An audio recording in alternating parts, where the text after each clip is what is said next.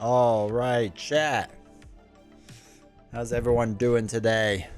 I have to say, before we really get started, I'm super excited because if you've been on the stream long enough, you know there's been squeaks everywhere, and I finally fixed this mic so that it doesn't squeak, and my chair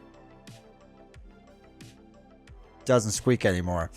I used maybe a whole bottle of 3-in-1 oil on it, so yeah, whatever it takes to work, right? That's what I'm talking about.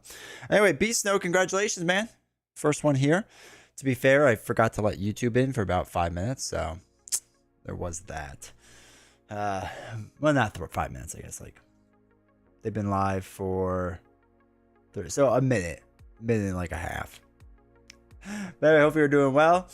Anthony, how's it going? Hopefully you're doing well. Good to see you. Chris, good to see you in chat, man. I feel like it's been a little while, Chris, since I've seen you. Don't be rash. How's it going, man? How you doing? This is so nice. It goes wherever I want now. I'm sure it makes some noise, like some popping noises now and again, but I don't even care. I'm just happy I can move this around without feeling super weird about it. YouTube left in the dust, pretty much. Pretty much. I mean, I'm just saying. If we didn't stream on YouTube or just on Twitch, I could play much better music. Couldn't do much with the content though, because they would just get copyright hit. But you know, something. I thought it was your Bionics making noise, basically. That's what I was going with originally because it sounded cooler, but nah. It was just the chair. And like it was like an easy fix, dude. It just took me like 20 minutes to just dump oil and everything. But though my basement now just smells like oil. So, you know, it's a good sign. Also, YouTube, do me a huge favor. Make sure if you have not hit the like button, you do that. I greatly appreciate it. But yeah, it was silly. And like, so this boom or this mic arm or whatever has 3 joints, and I didn't know which one it was, so I just dumped oil on all of it. And I'm worried about oil dripping from this one particularly onto the mat, but the heck was that?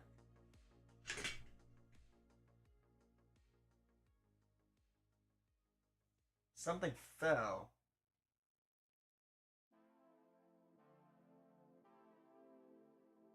I don't know what it was. Hold on. You know, there's probably like mice down here now.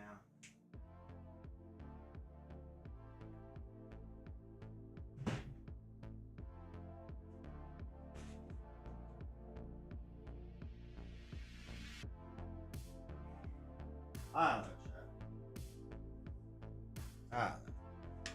It's probably not good. Long story short, it's probably not good. All right. But hopefully everyone's doing well today. What is it? Tuesday? Tuesday. I didn't do much work today, so I keep forgetting if it's the weekend or not because I should have done work. But instead, I was with another content creator making a video. It didn't go well. Let's just say that. I mean, the content creator was fine. It was more so me. It didn't go well. So that was something. Also, I'll make a quick note of this. I'm pretty sure we can say this now. Yeah, I think we can.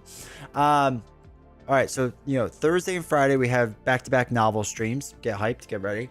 It looks like we'll be doing Unmatched Thursday and then Lorcana Friday, so get hyped. Sunday, it's looking like, I'm pretty sure, we're going to have a 3-player stream on this channel. Playing Marvel Champions. So we don't do a lot of multiplayer. We've never done 3 players in the stream. It looks like we will be able to do a 3-player stream on Sunday here. So might be good. Might be terrible. Who knows? At the very least, it'll be fun. Maybe. So anyway, keep an eye out for that. That should be good. But yeah, I figured for today, we're not going to do anything too crazy today. I think I have to sneeze.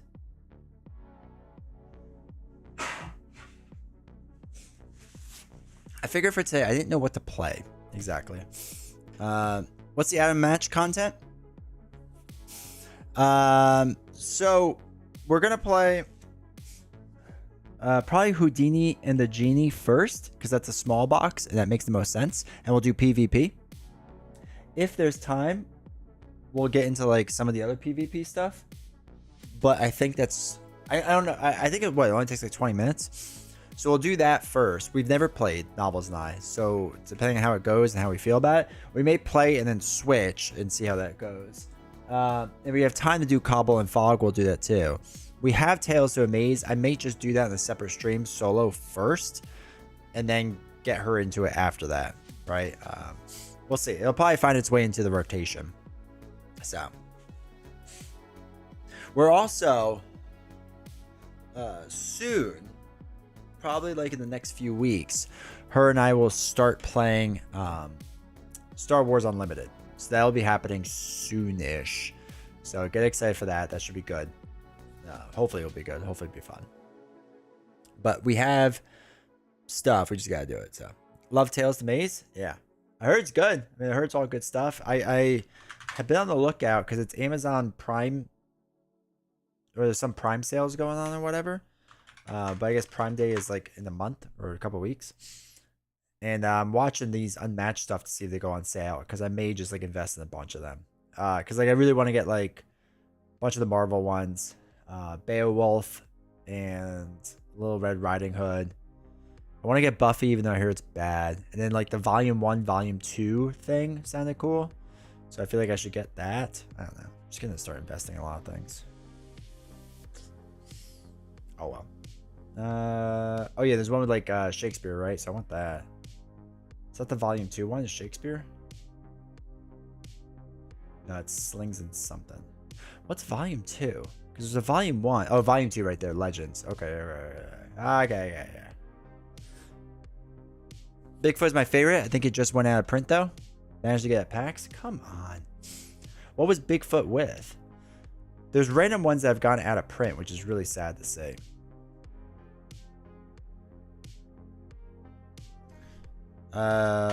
Unmatched Bigfoot. Let's see what that one is. Robin Hood versus Bigfoot. Oh, I want Robin Hood. Come on. Robin Hood, I think. Oh, wait. Let's see if we can find it still. Little Red Riding Hood. Jurassic Park. No, wait. Where's... Much Bigfoot. Shopping. Last buy. Oh, Noble Knights got it for $95. You kidding me? You kidding me? Oh, Gamescape San Francisco. I feel like I tried to buy something from these people once. Oh, out of stock. Okay, yeah. Yeah, it's looking pretty out of stock. Son of a gun. I like Robin Hood. But yeah, I see like a lot of their stuff. Not a lot of their stuff. A decent amount of stuff goes out of stock or out of print now and again, which stinks. Stinks a lot. Hopefully they renew their IPs at some point. But who knows?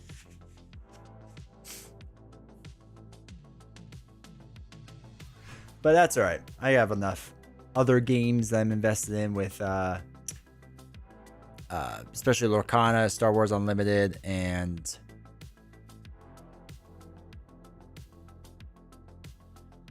isn't there a third? One Piece. One Piece is the other one, which I almost have all the starter decks for One Piece now. I'm missing just one, so I gotta find that one. But once I get there, we'll be good. We'll be good. All right. But yeah, so we'll be doing that. I'm excited. And like I said, Lorcana will be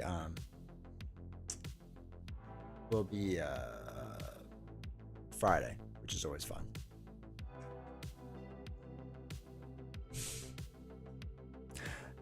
Yeah, at least the one doesn't require copyright, so likely for a reprint. Yeah.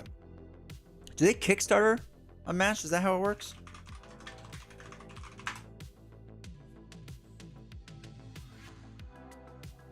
Unmatched, yeah, okay. Restoration games. Which expansion do you like the most? I don't know if I have a favorite, to be honest. The reason being... Oh, they just did Tales to Amaze, and that's it.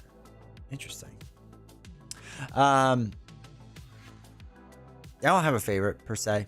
I like stuff from each of the cycles. Not necessarily like a favorite. out of all of them or anything like that. But to be honest, I'm still opening packs from Inklings. I'm still opening packs from Ursula. So I'm slowly making my way through. I actually got to get through that faster. We'll get there soon enough. Hold on. I'm trying to see. Oh, yeah. I saw that this is also Unmatched is on Steam. I have to look at that. Still figuring out how to work lands. What do you mean by lands? Oh, like the sideways card? So the way that works is you just play it, and the number on the left is how many ink you have to exhaust to move a character there, where they get some benefit sometimes they don't. The one on the right is the health, and the lore, it always just gets that lore. So at the start of your turn, during the set stuff, it just gets whatever that lore amount is. The thing is, your opponent can attack the land whenever they want. It doesn't have to like exhaust to be attacked. So it's really strong if you get it out there for twofold. One, you get the lore each round, so your opponent has to focus in on it. And plus that kind of covers your heroes for a little bit. Because if they're managing all their attack over there, then your hero's fine. Or if you're playing in where that they're exhausting their cards to attack your land, then that opens them up to be attacked, right? So that's kind of like your rough goal with it. But yeah, it's good cards they introduced so far. I pulled some decent ones. Like I said, I gotta play a deck with some of them in there. But I've been going and like putting all my cards through a binder and whatever. So I think I'm trying to decide what I want to do. If I want to finish opening packs and then binder everything, because I still have a lot of packs to open. But then we're going to be getting the next wave of Lorcana stuff, which should be any date. Not any day. It should be like a month or two from now, I guess. So I have to actually look that up. When is the next Lorcana stuff? Yeah, they still don't have a pre-order yet. Ugh, okay. 12 and 24 was 12 times 24. 288. Also need to buy more sleeves, which is like expensive. Actually, I do need to get more sleeves. Ugh. Not great, but that's all right. All right, so I'm thinking today for what we're doing is we will do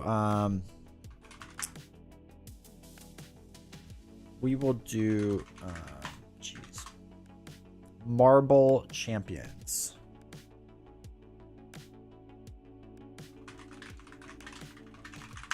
And this way, because I didn't really have a plan of what to get, or what to do. So I figured that might be the best way to do it. So I'm just looking up somebody to see if they have clear matte shield. I want to see if the Pokemon put a set box protection. They completely normal crisis ship. Okay, yeah, that's fine. Just want to see if they were selling clear matte sleeves on the cheap. And I'll be on storage box number 2. Yeah, I have it right now where I have a big storage box, like the BCW white box where it's like 4 lanes. So I have that, and then like I said, I'm putting a bunch in binders now. So I got everything but one set in binders. So like I'm putting one of each card in a binder, and then like everything else past one in the box. And I'm hoping that will work. But I think, so I got a second binder because the first one got filled up really fast. So the second one I think is going to get filled up fast too, unfortunately. So I'll probably need a third. But realistically, I got them different colors. So I think I'll do each one. Like I'll do each like aspect or whatever they're called in a different color. Which scenario expansion for a first time group of players is best to make them fall in love with the game among everything released? For Marvel Champions? So for me, what's going to make people fall in love with the game is that they play something that they really enjoy hero wise. So and Giuseppe, this is assuming you mean Marvel Champions. So I think with that, Moz is your, if you're into the Spider-Verse. Hey, Mac, how's it going, man? Yeah, that's good too. I think just whatever hero they want to play, let them play that hero. And I think in general, people like punching things in the face. It feels good, right? Protection doesn't always feel good until you get deeper in the game. I don't think Justice really feels good. Maybe running ally heavy decks isn't bad. So if you have two other people, one person does the punching, one person does the ally running, I think that can work. And you kind of have to control everything else and get them used to like the flow of the game. So I would say, you know, it's whatever hero they want to play, and then you have to do the hard lifting of twofold of one, building a deck that does what they want in whatever hero they want. So if they're really into War Machine for whatever reason, gotta figure out like the aggression or leadership War Machine deck kind of thing. And then you yourself should be a hero that you are good with that can take care of all minions and threat, right? That should be your job. And just keep everything else in check so they can just focus on that. Call it really straightforward. Yeah. Aggression, especially early on, felt really good. Like just punch things hard and put more punching harder thing cards in there. So it was always the thing that felt good. And like leadership naturally makes sense to a lot of people if it's just ally heavy leadership, right? People get that. So just run ally heavy decks. They'll kind of get that. You know what I mean? So that's how I would approach it. Every time I've taught the game, that's how I've approached it. I usually run Captain Marvel on a leadership or justice deck so I can control everything else because I have so much card draw. I have options to do like a bunch of small things on the table. And I usually play Claw first because Claw is pretty straightforward. He's not too hard. If you want to go easier, go Absorbing Man. Not hard. But just pick an easy villain just because, again, it feels good to just punch that villain to oblivion. So that's what I would go with personally. And then, yeah, just have fun with it, man. Have fun with it. Hopefully they like it. All right, so give an extra second. Josh, how's it going, man? Hopefully you're doing well. You were getting close to missing marbles.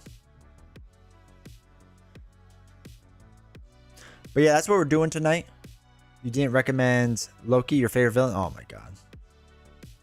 Loki straight in the trash. Oh yeah, Patreon update. I think we're 5 paid subs away. Or patrons, whatever it's called. Yeah, we're 5 paid patrons away from running the dream. Running Doctor Strange against Loki in the pool aspect. 5 away. So I'm super hyped for that. So that'll be good. That'll be fun. Hopefully it'll be good. Hopefully it'll be fun. It's not going to be fun. Who am I kidding? It's going to be terrible. I know I'm late. Yeah, I mean, I'm just judging a little bit. Sounds like a nightmare, not a dream. It basically, yeah. Oh, I heard a squeak. Don't squeak on me. There's so much oiling of you. You shouldn't squeak ever again. I will say also, I invested in the Steam Deck, so I'm very excited for this as well. So excited. I don't have to like run down to the basement to play a game for 5 minutes to run back upstairs. Just play on the couch now and again. Hang out. Be good. Be nice. All right, so let's get ready for some marbles, right? Oh my gosh, trying to update again. Marbles just updated earlier, and it's like, let me update again. It's almost done. It's like a 5 gig patch. Oh, because it's on season 53.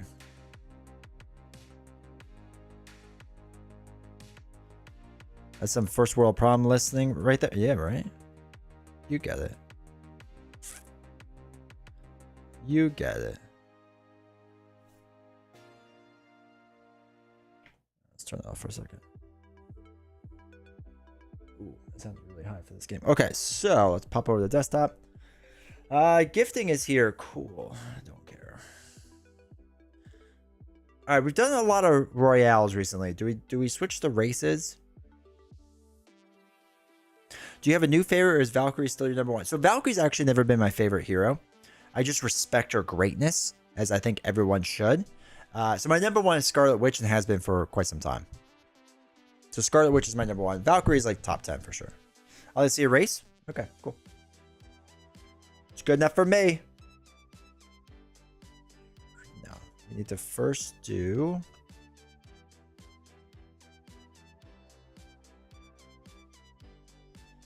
Wait, does this have Iceman in it? No. Bishop, Magic.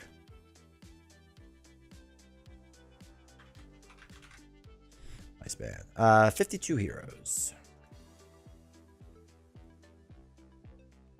Alright. So, 52. Thoughts? What do you enjoy specifically about Wanda? So I think her whole affecting the encounter deck is extremely unique. I think it makes you make tough decisions. I think she works well in any aspect. And I like the choices that it makes. I think for me, the two biggest things with Marvel Champions is, can they be played in several aspects so the hero feels fresh and different each time? And is there like hook? Does it have a super unique feel to it that makes you make some type of difficult decisions? Did you say Magic is weak? No, Magic's not weak. Magic is good, is strong. My issue with Magic is I don't think I'm smart enough to play her. She's tough to play. I feel like there's a lot of things. I actually want to play more Magic, but I feel dumb playing Magic. Does that make sense? So I like Magic. I don't think she's... I think she's weaker than I thought she would be. But like I thought she was going to be like here, and she's like here. You know what I mean? Like weaker, yes, but not like crazy. I had the same problem with Magic. I found Bishop far superior when I did two-handed though through the campaign. Yeah, Bishop was my huge surprise. I thought he would be all right, but he was much better than all right.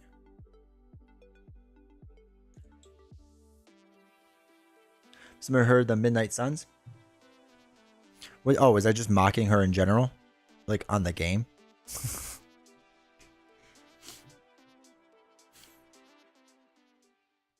All right. So, for those that are new and uninitiated, the way that this... Who has the early lead? Is that X23? X gonna give it to you? Now, it's Deadpool. Look at Deadpool trying to cheat already. It's the worst. Okay. She's really thematic from making her manipulation reality. Yeah. All right. So for those that haven't done this before or are new here, the way this works is pretty simple. We're gonna race a deck, or we're gonna race a deck. We're gonna race a bunch of marbles. Whoever wins, you chat get to vote if we keep that hero or not. Right. So if you vote yes, I'll keep the hero, and then we'll play. If you vote no, we'll do the race again. But whoever I get the second time, we have to use that hero. And then we're going to do it again for the villain. And then we're going to do it for the mod sets. Cool? Cool. Magic felt really clunky to me. Often I do her ability to play the card on top of her deck, but then the next card on top that gets revealed would have been better, but I can't play it now. Yeah, it always felt like I was getting the wrong one too. I feel like I wasn't using Limbo to its fullest ability, and it felt weird. My new guilty pleasure is Strange. Where's the ban button? Twitch only, right? I'll switch if so. What's Twitch only? Voting? No, we'll vote on YouTube too. We'll vote on both. I just add them together. Just Twitch will have fun betting when we actually play the game. That's the only difference for right now. All right. Ready? Oh, no. Okay, didn't count on 10. Okay, so here we go. Cool. Yeah, we're just going to go down here and see what comes out first. Not even going to... Oh, wait. It's just right away. Okay, so Quicksilver. Cool. Nebula. Ironheart. Okay, cool. All right, Quicksilver with the lead. Gets kind of stuck, which is nice. And then... Turn on the music, jeez. Ironheart takes the lead. Every marble jumped the gun. I know, right? Ironheart. Nebula. Domino. Domino's fun. People like Domino. She's still cool. Do people still like Domino? Oh. Never mind. Doesn't matter. All right. So Ironheart's still ahead with Nebula. Magic. Speaking of the devil, right behind. Oh, wait. I take it all back. Iron Man won. They took the top row. I forgot that existed. All right. That is what we have going on. So you got to vote.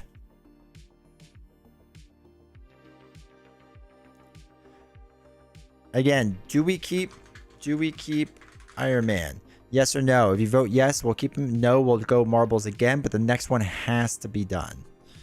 Do we keep Iron Man? Yes, no. Now you're all 3 minutes to vote. Made a Doctor Strange Illuminati deck. I'm proud of it. That's awesome. I'm actually reading comics with the Illuminati and Strange and whatnot recently. All right, YouTube coming in with they were negative for like a minute. Is there final results? Really like Iron Man the character, but love him in Marvel Champions. Interesting.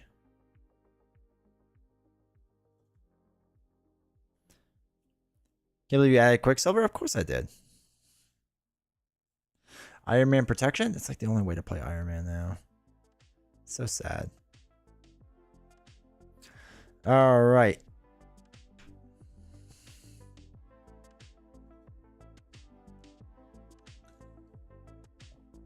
Are you marbleizing Aspect and Villain too? Yes. No, what we're going to do with Aspect. No, I don't think we'll do Aspect, but we're going to do Villain and mod sets. Iron Man Aggression Gang, all energy. Is that a good choice? Is it? Also, Aiden, welcome to chat. I don't think I said hi yet. Ian, welcome to chat. All right, YouTube is becoming more positive. Twitch is keeping its negative status, which is always good to see. Got about a minute 30 left.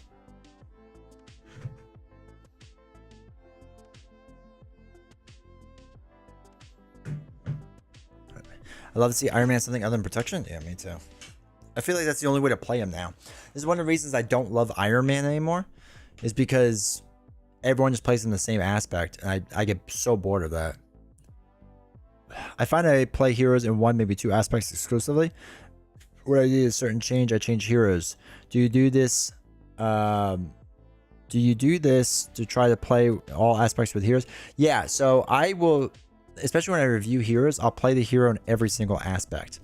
And as long as it's good at like half of them, like I'm okay with it.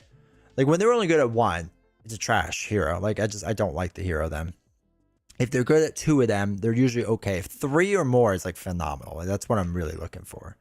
Because the other problem is, back in the day, when we have fewer heroes, I didn't mind only playing with like one aspect or two aspects. There's so many heroes now to play that I'd rather just like play with someone that's like interesting. You know what I mean? I'm trying out a an Aggression Venom deck against Mysterio. It's been a lot of fun. That's cool. Hey, Lord Havoc, welcome to chat. See what you could play Iron Man outside protection, but the protection build is so much better. It feels like you're like nerfing yourself. Yeah. All right. Looks like we're keeping Iron Man. Y'all voted yes. Iron Man? You kidding me, chat? You kidding me? Let me get it out so I accidentally don't forget to do that. I took the DC DB off table and had itch to play a champ. Nice. You are Iron Man? Am I?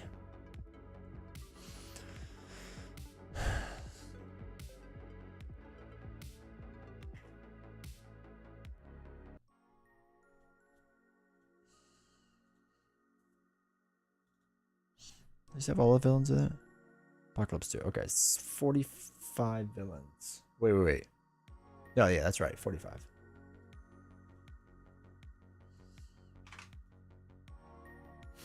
I mean, I feel the same about Ghost Spider with protection. I know she can do tricks in other aspects. I agree with protection, but she's really good in aggression too. She's really good in aggression. So I do like her in that regard as well. Hey, Darth, how's it going? I had to be the tiebreaker. All right. So same rules with this. Pretty simple. We're going to let it run. Your personality is more like MCU straight. Oh, okay. We're gonna let it run. We will vote once again at the end if we keep them or not. If you vote yes, I will keep them. If you vote no, then we will get to do it again. But it has to be whoever wins next is who we play. X23 and Venom are probably my two favorite heroes. Both of them are great in all four aspects. Yeah. Well, the problem I have with Venom is I feel like he doesn't like the 25 card blank challenge or 25 blank card challenge. I feel like that's what I could do with Venom because none of his aspects matter to me. Like they're just useless. I just want his cards. His cards are too good. That's my only gripe with Venom. All right, Loki and Rhino taking the early lead. Rhino taking the more early lead. Oh, but Loki's faster. Who knew? Holy cow, come on. Mr. Sinister, Dark Beast, or Dork Beast, sorry, Collector. But I do agree on X23. X23 is phenomenal and feels unique on each one. Remember, I picked that Venom protection deck for you to play, and I think you destroy Sabretooth so quickly with the Venom cards. Yeah, they just get in the way. I love X23, but after Sidekick, I feel like using any other aspect is just handicapping her. I don't even think she's the strongest in that. Like, you can obviously Sidekick her, but I still don't even think it's her strongest way of doing it. Need to do a Chocobo race? Dude, I wish. I wish. Come on, Dork Beast. Catch up. Sidekick decks feel so slow. This is moments. Oh, God, Loki. Oh, my God. Get stuck. Come on. Not the hood. Okay, my least favorite. Okay, Apocalypse 1. Let's go. Good job. Thank God. As Venom, because his ability is once per phase, so he's taking damage to play a protection event is great. Oh, Sabretooth's gone. Oh, Venom caught up. It's Apoc 1. All right, time for you to vote. Do we keep Apoc 1? Up over on YouTube and Twitch. Do we keep Apoc 1? Yes. Yes, no. Spelled yes wrong. I think Sidekicks as X23, it's so easy to get blown out by the time you assemble Sidekick combo that you have already won the game 3 turns early. We just played a normal X23 deck. So true to that. Dramatically speeds up Sidekick deck. 3 chances to get exactly what you need from any deck is insane. There's a Captain America villain. What do you mean? Oh, no. Okay, so Captain America, the reason why that popped up is because it shows you the last marble that won. So the last time we did this, it must have been for heroes. That's what that is. Apocalypse 142. That's not his name. Apocalypse is just 1. All right, let's see. YouTube coming in with a huge positivity, and Twitch coming in with a huge negativity. I was like, whoa, I missed this match. All right. I mean, it is very much you all want to see Apoc 1, apparently. Often the last marble that won is usually so far ahead from the marbles currently racing. It's like every time it's like that. It's weird. I think they're just like slowing down marbles constantly.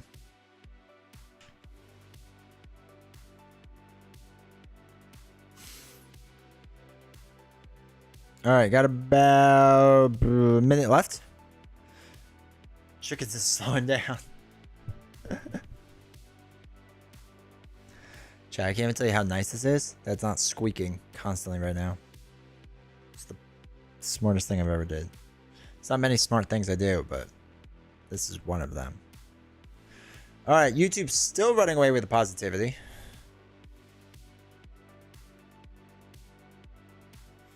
Man, we're gonna, okay.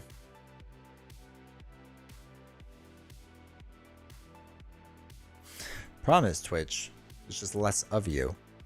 There's more votes on YouTube than there is people on Twitch right now. All right, yeah, this one's over. This one's over.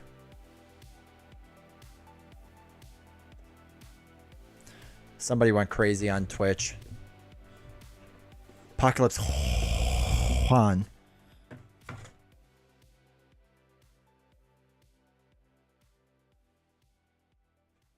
Oh wait, that's Apoc 2.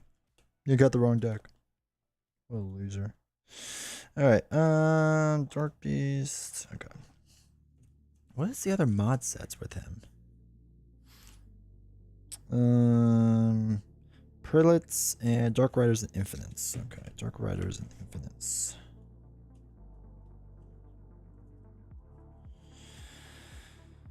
One, 2, 3, 4, 5, 6, 7, 8. Oh, wait. We don't do it that way. What am I doing? What am I doing, chat? We just need prelates. Prelates.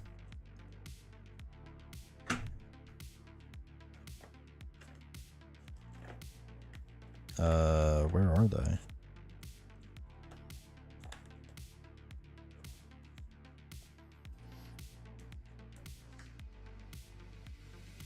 They're two-sided, right? What did I do with them? Oh wait, are these them over here? No, those are not them. Are these them? Oh yeah, these are them. Okay.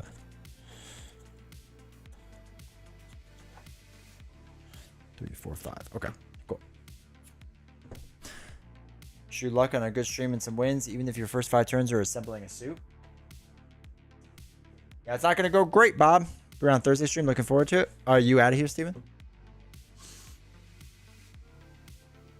All right, so we need to do 2 mod sets.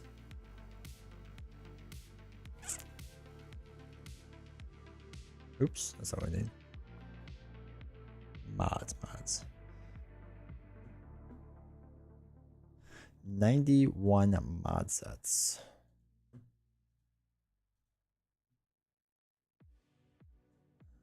All right, same vote as before.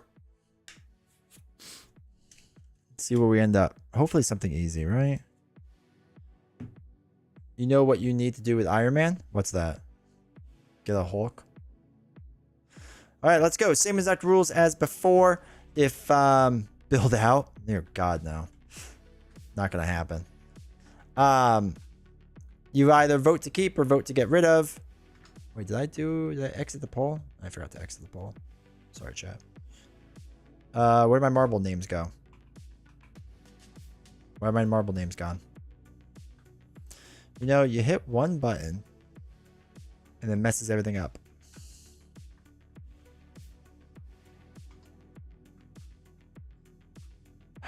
Okay, apparently Hope Summers is winning.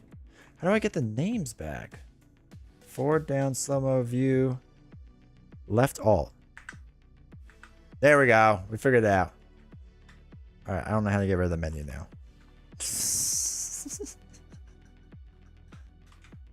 Whatever. We'll figure it out. All right, so that's all doing whatever it's doing. Let's go see the front.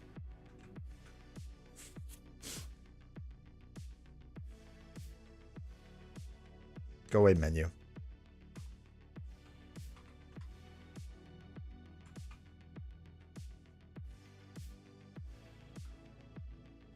How's it going? Hopefully you're doing well.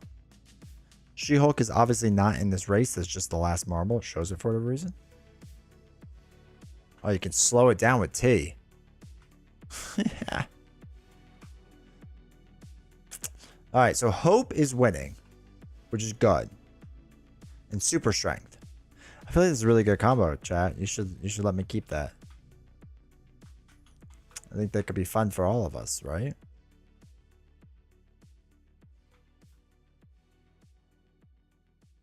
All right, Hope made it down. All right, so we got Hope, Super Strength, Celestial Tech, Power Stone. Oh, hopefully nothing shoots up that way. She-Hulk is not an option. Oh, don't get knocked out, Hope. All right, Hope is doing fine. Sitting Chaos is gone. Hope is still in the lead, then Celestial Tech, then Super Strength. All right, so this should be it, right? Celestial Tech and Hope. Do we keep them both? You can't pick just one. It's got to be both. Do we keep Celestial Tech and Hope? And then you all have to remind me, if we do keep it, where Celestial Tech is. Keep Celestial Tech and Hope. Yes, no. All right, I got 3 minutes to vote.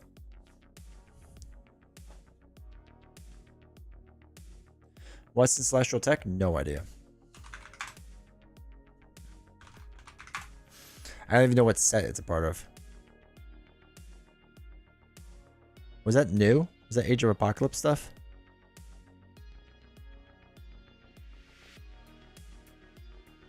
Yeah, no. Yeah, it is. Alright, so it is... Oh, wait. Where'd it go? Celestial Tech. That's the armor, right? The fancy armor. The fancy sword, 2 of them, or 1 of them. And then Celestial Tech cards to get the armor and sword. To like beef them up. So it'll be beefing up Apocalypse, basically.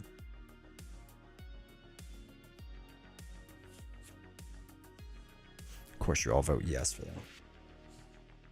Hey, Marlon, how's it going? This means you're playing Cap? No, I'm playing Iron Man. Cap's worse than Nemesis. Something else needs to be oiled now.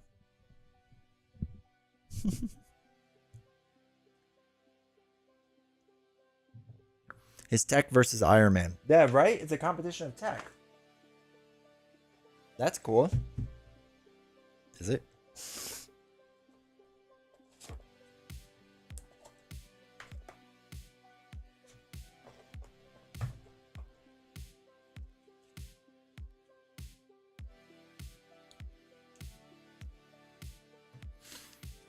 Iron Man, what aspect? No idea yet. We have no idea.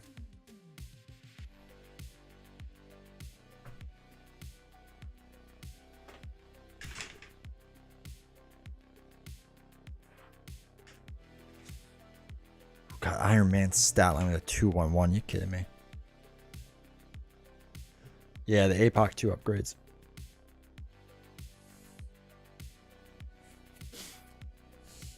What we're probably going to do is I'm going to let you all vote on a deck. Well, not vote, but like pick a deck out.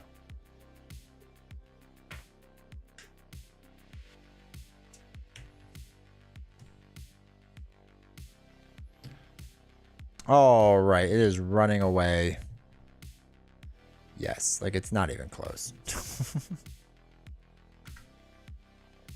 Not even close. All right, so does anyone have a good Iron Man deck that is not a protection deck?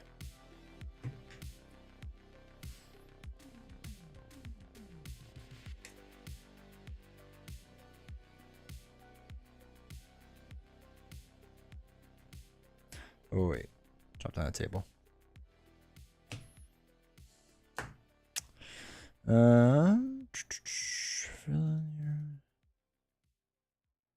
What's his villain start at? 9 hit points.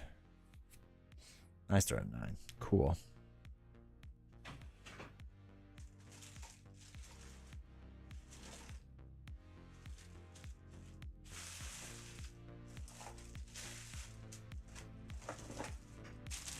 The one good news about playing this is I do get to use the Iron Man board. So, slight pro.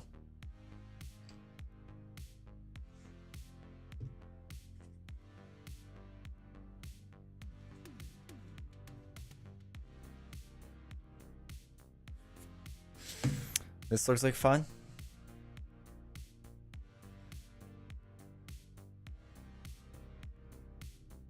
It doesn't even look like there's cards in here. What? How? Wait. How is this fun? I see the card emergency. What is this deck? What is this deck you sent me? Tenacity? A haymaker? Not even all the doubles. What is this? I'm not playing this. It's really understood despite his consistent overwhelming dedication to his Darwinistic beliefs. I veto that deck.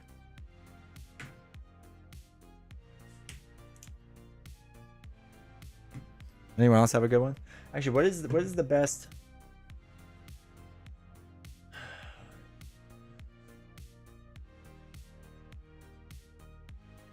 Playing Haymaker in 2025 is too good. Is it?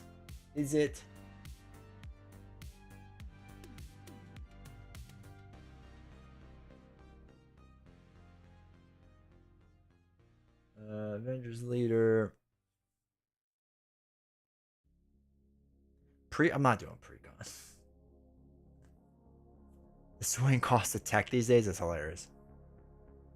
So bad it would be a challenge. I don't need a challenge. I'm already playing Iron Man.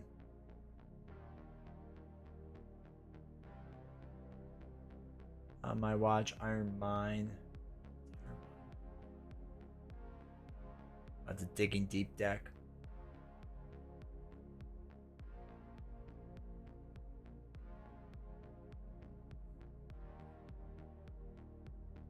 Alright, what's not on my watch? Okay, so Nick Quakes, Spider-Man, Peter Parker. Yeah. Play the area foiled for Justice.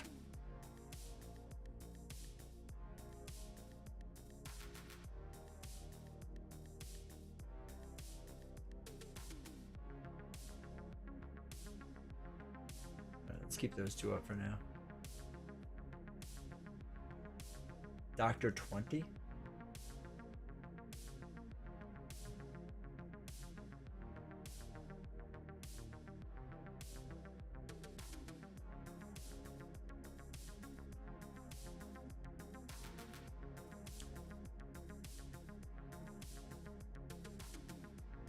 Yeah, I feel like we've done this. Or a version of this.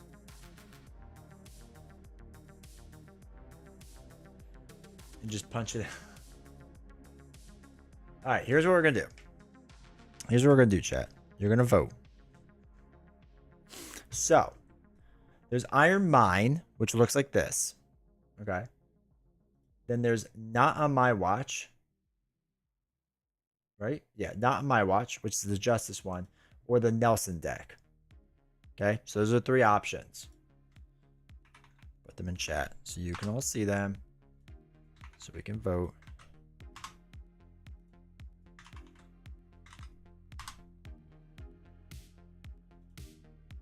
Alright.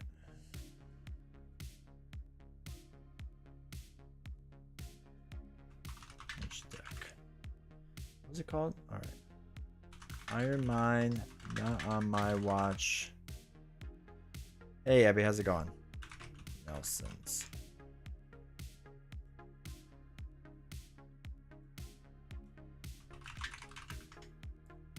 Iron Mine, Not on My Watch. Nelson's. Alright.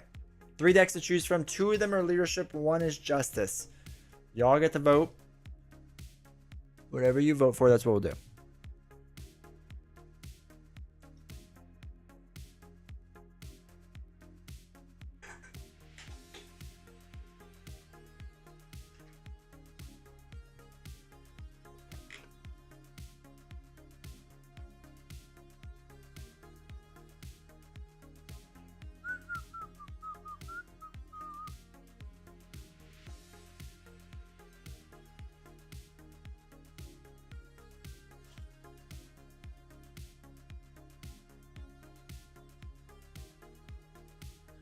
All right. Looks like Not on My Watch. It's between Not on My Watch and Nelson's right now.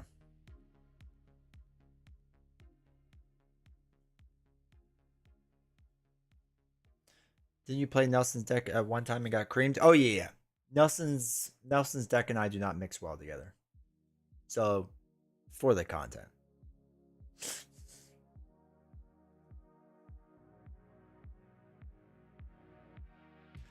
Electoral college thing or straight majority? Straight majority.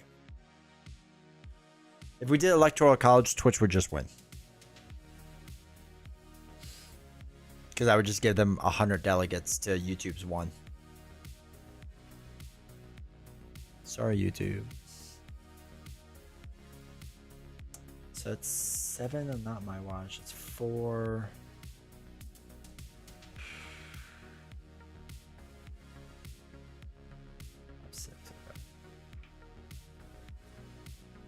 Got about a minute left. And then Twitch coming up for you. Once we decide this, you will do your legalized gambling. That'll be up for a bit while I build the deck. Nelson's can't win. You just called a Nelson You'll just get called a Nelson knockoff again. Yeah, it's the story of my life. You have a Nelson at home. This is your Nelson.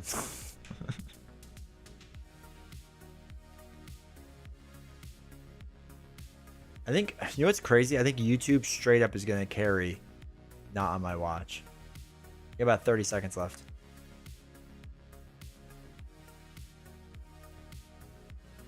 Six, 7, 4, 5, 6. Yeah. Yeah, I think it's going to carry straight up Nelson's. Or, not my watch. Which one was that? Not my watch? Oh, that's the, leadership deck. Okay. Or not leadership, justice. All right, Iron Mind's for sure not winning.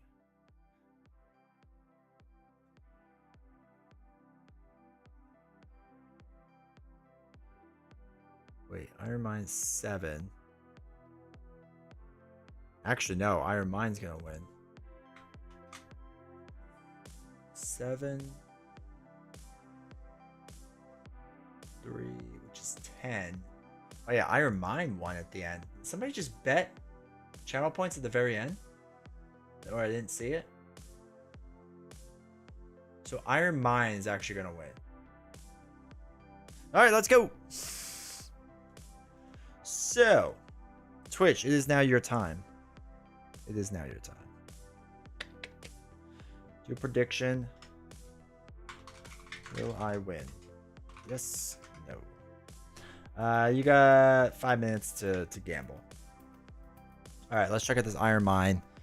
See what it's all about. So, I have to get Gamora, as all good Iron Man decks do. Gamora, Spider, and White Fox. Sure, why not?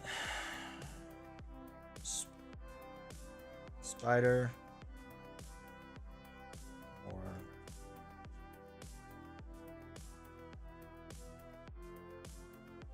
Fox.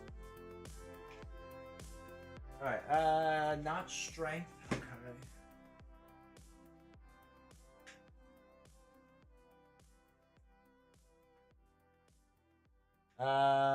Ingenuity and 3 plasma pistols. God. Iron Mine 1. Definite loss. Thank you for the confidence.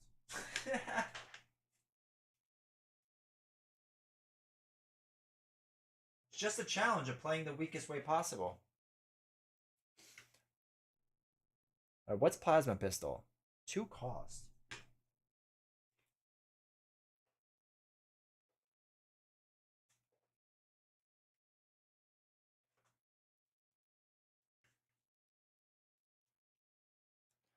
All right, 3.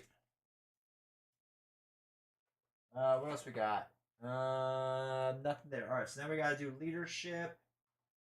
Captain Marvel, Kalu, Stinger, and White Tiger. Wait, 1, 2, 3, 4. Yeah.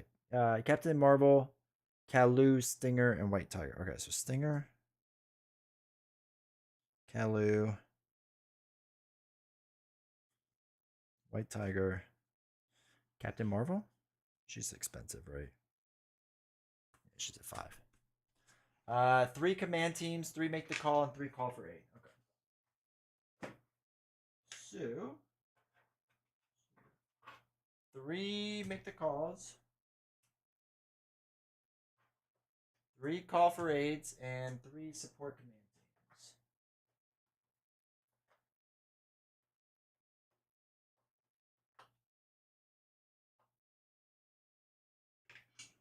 Oh, and 3 digging deeps.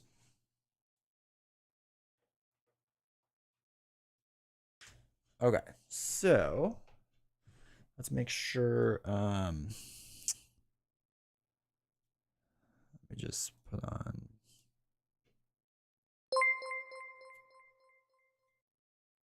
Iron Man sure is blue. Dart, thank you for your using your Prime sub for 8 months. Appreciate you. Appreciate the support. Thank you very much. Over under on Apocalypse drawing tears or hair pulling? No. Nothing that bad. 15, 16, 17, 18, 19, 20, 21, 22, 23, 24, 25, 26, 27, 28, 29, 30, 31, 32, 33, 34, 35, 36, 37, 38, 39, 40. I need a command team token. Doesn't that exist? Is command team a token? How do tokens work? Is it really not?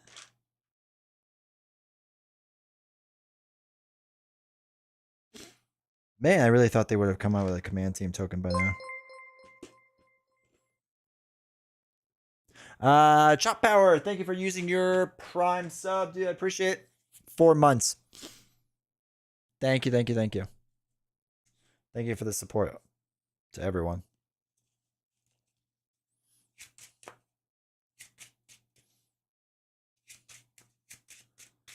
How many darts are allowed in one chat? Like 5. It's fine.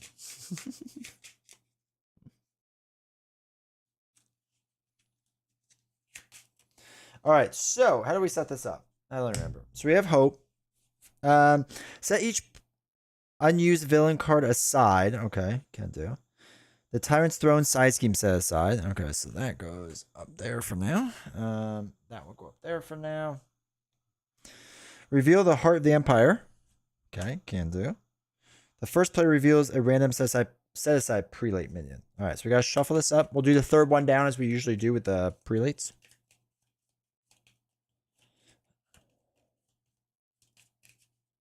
Three is Abyss. Comes in with tough. Everyone's got tough. It's got steady. So steady. Tough. We just rush, right? That's how you win. All right, we gotta put this together, this together. I mean, okay, so we got that. It feels like a small stack too. I guess Apocalypse doesn't have a lot of other cards.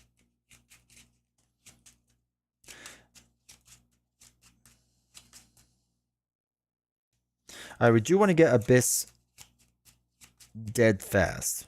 Abyss is rough in the beginning. You've got Hope. Maybe I should have voted yes. Yeah, but like Tony's stat line isn't exactly known for being like amazing here. All right, so this comes in with 2. Threat cannot be removed from here if there's a prelate minion. When defeated, we'll have to deal with that in a little bit. Wait, where's his main scheme? Oh, his main scheme's right here. All right, so this comes in with 1. When Apocalypse would be defeated, discard each attachment from him and heal all damage from him instead, and remove X threat from here, ignoring any crisis icons. Cool. So that comes into play. All right, cool. 2 thwart is big. 2 thwart will help a lot. The problem is I got to get extra damage done pretty quick. That's the only thing I'm kind of worried about here. All right. Cool. Can D20 resist his instinct and stay in alter ego long enough? No, for sure not.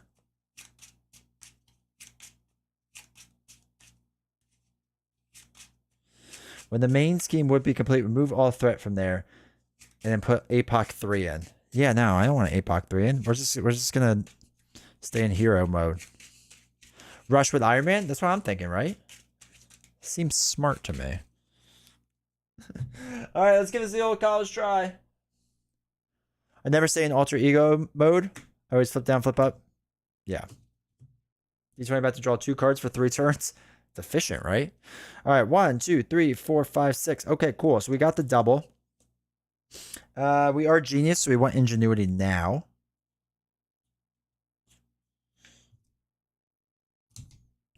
I feel like we'll need the tech card. Actually, no, we want Repulsor Blast. These 3 we'll get rid of. Stinks to be White Fox. All right, so 1, 2, 3. Okay. Okay. Okay. Okay. So, first thing we want to do, obviously, is use a double to play Ingenuity because we are a genius trait right now. So we can get away with that. Let's use a double to play Plasma Pistol. Comes with 3 charge counters. Exhaust it. Remove 1 to deal 1 damage to an enemy. Okay.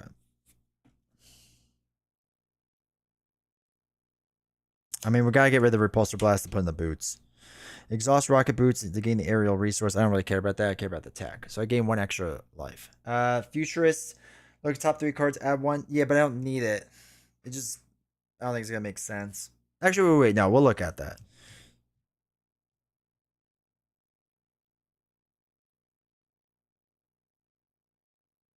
Yeah, look at top 3. Yeah, I didn't think it was going to work out great. All right, we'll discard those. We'll discard the support.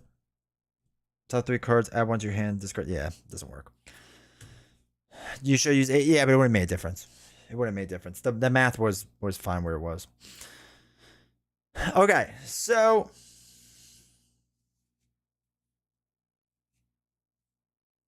Actually, wait.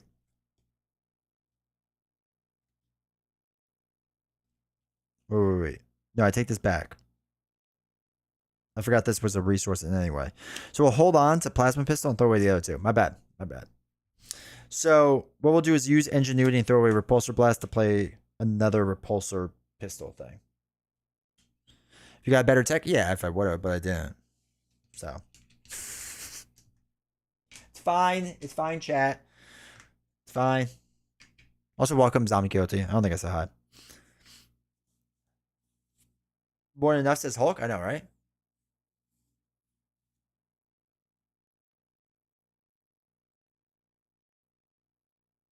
I mean, 4 anti is pretty good, right? What is this thing? All right. I can ping the tough, but I only deal 1, 2, 3 damage on Abyss, which feels like not enough, right? Let's stay down 1 more turn. 1 if you drew the perfect card at the right moment, if only. 2, 3, 4, 5, 6. Stinger, Pepper Potts. Make the call. Actually, call for A could be interesting. Make the call Captain Marvel and Suit. All right. All right. So main scheme is going to go up by 2 because of Heart of the Empire. Apocalypse is going to scheme for 2 plus nothing. Let's go. So that's 2. So that's 4. That's 5 total out of the 9. 5. Schemes for 2. And I have to attach the top card face down to him because he activated against me. So schemes for 2. That's up to 7 out of 9. And he's got now 7 life. So that's a good sign. All right, back card is... All right, we already lost hope. Exhaust hope. It's going well. Hope is now captive. Great. Things are going great with Iron Man. Love him. Super strong. All right, let's use our Futurist. 1, 2, 3. There we go. Digging Deep. All right, we'll hold on to Plasma. We'll discard these 2. When we discard Digging Deep, we get to put it back in our hand. This feels like Hope's fault so far, basically. Shadow for Hope. The streak begins. Let's pop up because we got to be hero.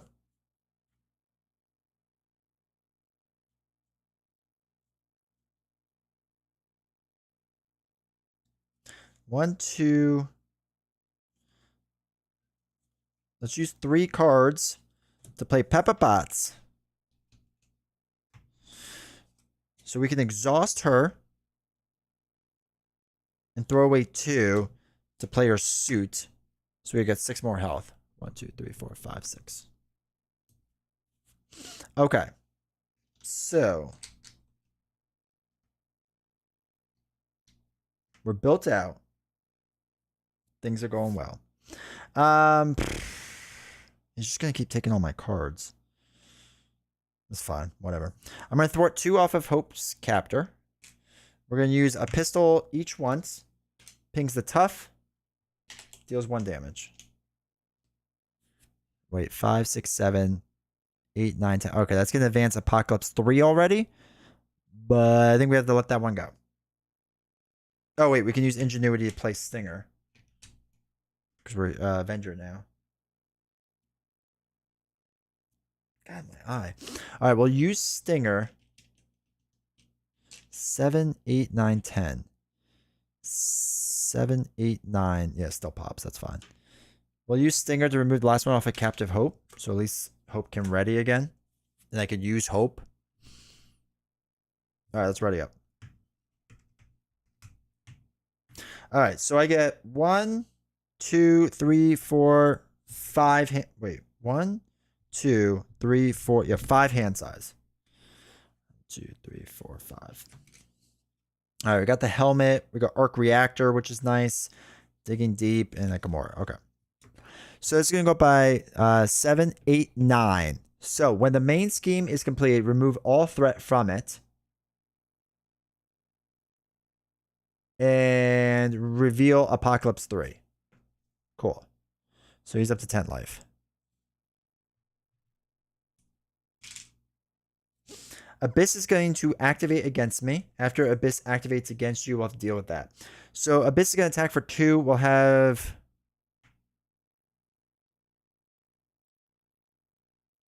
Yeah, we'll have me take the hit. 1, 2. I put the top card there. Bad card is... hey, his weapon. Celestial weapon. Let's move this over. Attached to the villain. When the villain attacks, you have to deal with that. We'll deal with that in a second. We did that. We did the battle card. Okay, now it's our turn, right?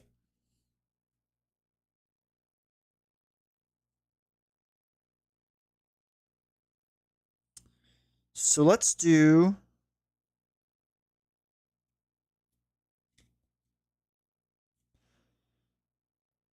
Let's do 2 resources to play the reactor, right? It's printed, right? Oh, no, it's not printed. If we got a higher attack, it'd be better, but we don't have that, so. Do we keep the helmet or do we get rid of the helmet? Because I could play Gamora. Oh, wait, we can only play... How do you... Oh, we have to make the call Gamora, so we can't play Gamora. All right, let's just throw away Gamora for now. Let's put in the helmet then. Use basic power last turn. Did I? Yeah, I think so. I think I pinged the damage or something. Did I?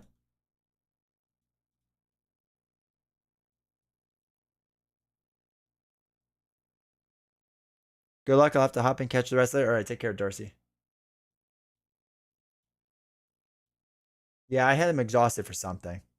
I think for Hope. Hope's captor. Okay. So we have to deal some damage to Abyss, right? So I could do 1. Hope can do 1.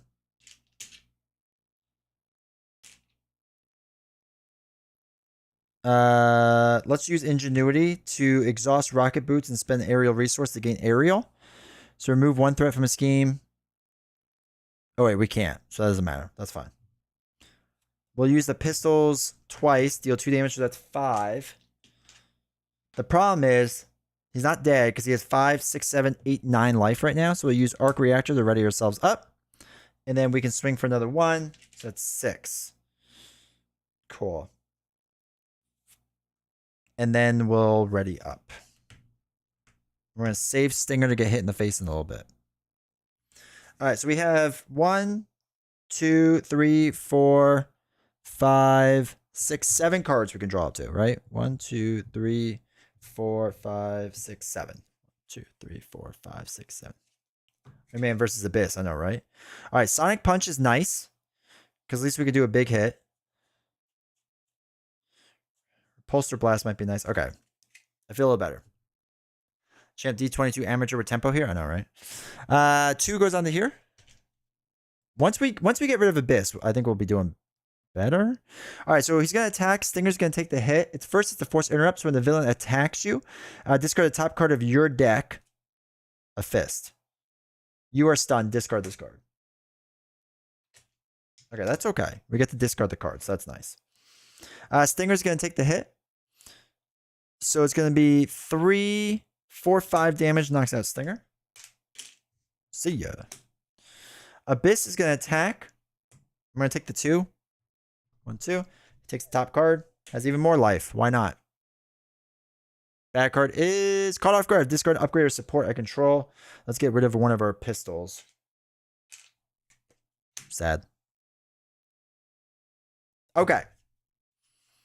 On the bright side, we can make some moves now.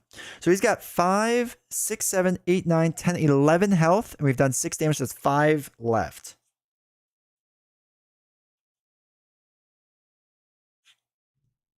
Don't pay attention to that.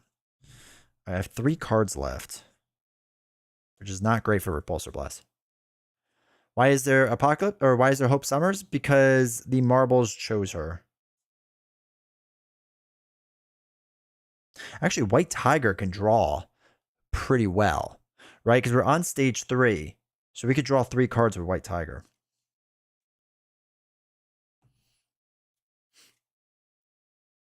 So if we use Ingenuity, no, not Ingenuity. Let's use Pepper, Kalu, and Digging Deep to play White Tiger. After you play White Tiger from your hand, draw X cards, a maximum 3, where X is equal to the villain's stage number. He is 3, so we get to draw 3 cards. It's like all my cards. I get a bad card, and we get to shuffle up. But yeah, so we did marbles to decide randomly what mod sets to use, and Hope Summers came out with Celestial Tech.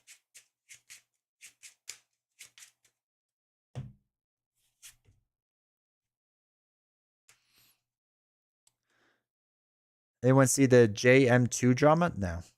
I don't even know what that is. All right. I'm going to clear my stun in case that affects me.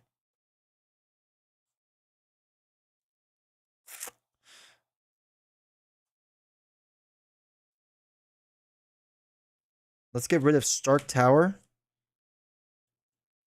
to play the Repulsor Blast Glove. And then, wait, yeah.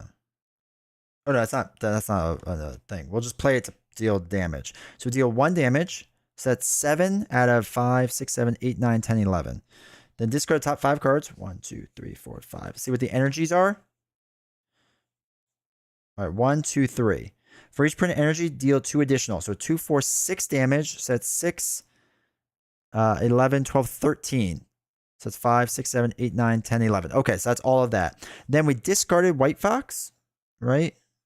For each card discarded. So White Fox gets discarded.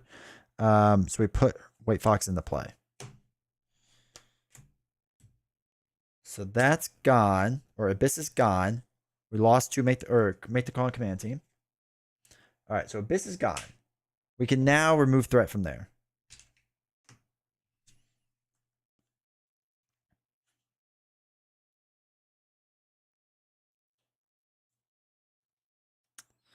Let's do we punch Apocalypse in the face? Is that the play here, chat? We start rushing already?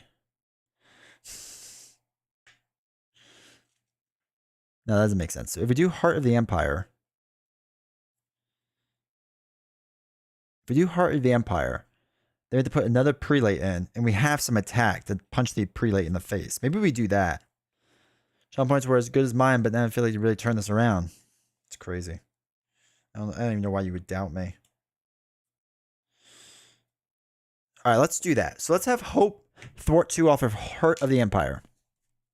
So, okay, when defeated, the first player reveals a random set aside prelate minion. All right, let's do that. Just do it and be a legend. Third one down. Sugar Man comes in with tough. Fortune when Sugar Man attacks. Okay, we'll deal with that in a second. Flip this over.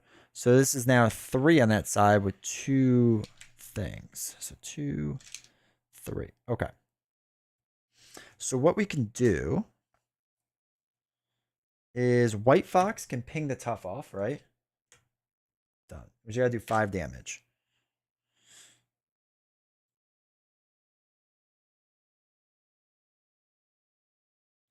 So let's do 1, 2, 3, 4, 5, 6. We still draw 6, which is good. So let's use Ingenuity to use our rocket boots to gain aerial, but more, yeah, so that we have aerial. I'm I'm going to throw away 2 cards, which hurts a lot to do. But we're going to play Supersonic Punch because we have the aerial trait. We deal 8 damage, knocking out Sugar Man.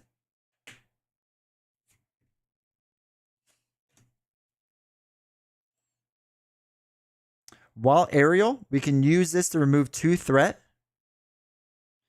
I'm sorry, remove 1 threat from a scheme, remove 1 from each scheme if we have aerial. So 1 off of here, 1 off of here. I can use the arc reactor to ready myself up. I don't think I want to prelate in now.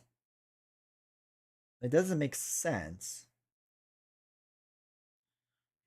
Let's deal 2 damage with White Fox to take off the tough. Because I think we can keep Apocalypse on his current stage. So let's just take off the tough. Actually, wait. No, we're going to attack with 1, take off the tough, and then we'll do 2 onto the villain. 1, 2. And we'll keep that down because if we defeat the villain, we can clear out the threat on the Apocalypse stage. So maybe that works out well, right? So wait, when... Okay. All right, I think that's good. We'll hold on to the punch again, and we'll hold on to our gauntlets and hope that works out good. Yeah, we'll ready up. All right. So we have 1, 2, 3, 4, 5, 6 hand size. So 2, 3, 4, 5, 6. Ugh. Okay. Problem is I got rid of all my cards right in the beginning. Like, it would have been nice to have these gauntlets in at the very least. Oh, well. All right, so this goes up by 1, 2, 3. So that's 4 on there for total. All right, Apocalypse is going to attack. Let's have White Tiger take the hit. So it's going to be 3, 4, 5, 6. Ouch. Tiger out of here.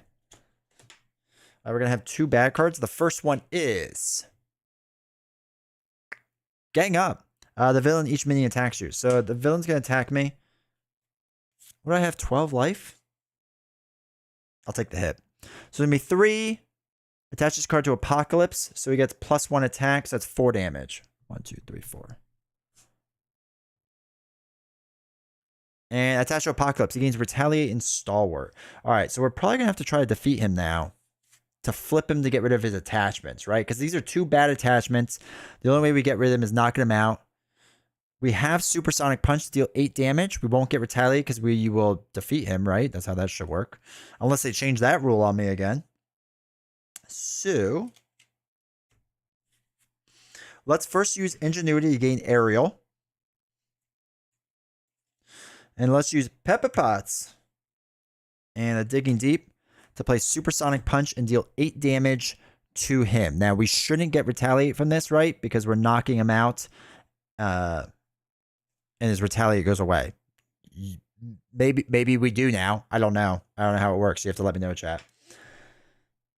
That would knock out his remaining life. So, when Apocalypse would be defeated, discard each attachment from him and heal all damage from him. So, he's up 2. And then remove X threat from this scheme. Oh, it's just the full amount. Okay. Trying to figure out how to rule on toe-to-toe in a way that makes you retaliate. That's how... that's the whole... Sadly, I believe it. All right, so I lost my big attack. Sadly. I still have Aerial, so we could get this, but we would get another Prelate minion in. Oh, wait. Let me put this on here. So I know that I use that. All right, let's dump 2 cards to play the Gauntlet. So at least we have that. And we have Aerial. All right, let's... ugh. We gotta get the next Prelate in, right? What is my tech count? So my tech count is 1, 2, 3, 4, 5, and this is 6, but I might have to lose that. It'd be a 7 hand size. Oh, yeah, that's fine. That's fine. All right, let's thwart 2. The ruling that if the villain attacks and does damage, it stuns you. You can't remove the stun, nor can you deal damage from toe to toe, and then take a retaliate. This all seems legitimate to me. 100%. All right, let's remove 2 off of here. So when defeated, the first player reveals a random set aside prelate minion and deal each other player in the counter card. All right, so we don't have to worry about that. Prelate. Prelate. Prelate. Prelate. All right, third one down. Mr. Sinister. Hey, retaliate, toughness, and villainous. Cool. This flips over. No, this does not flip over. This comes in. Comes in with 4. Okay, with retaliate, which stinks. Kind of forgot about that. All right, we do have aerial though.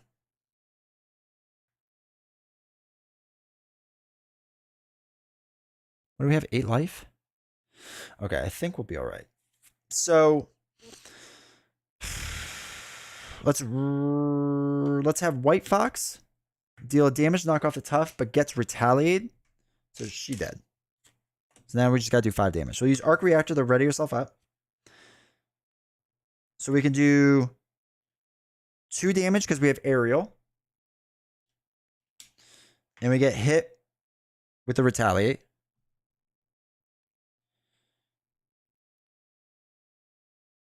What is that? 2, 3, 4, 5. Okay.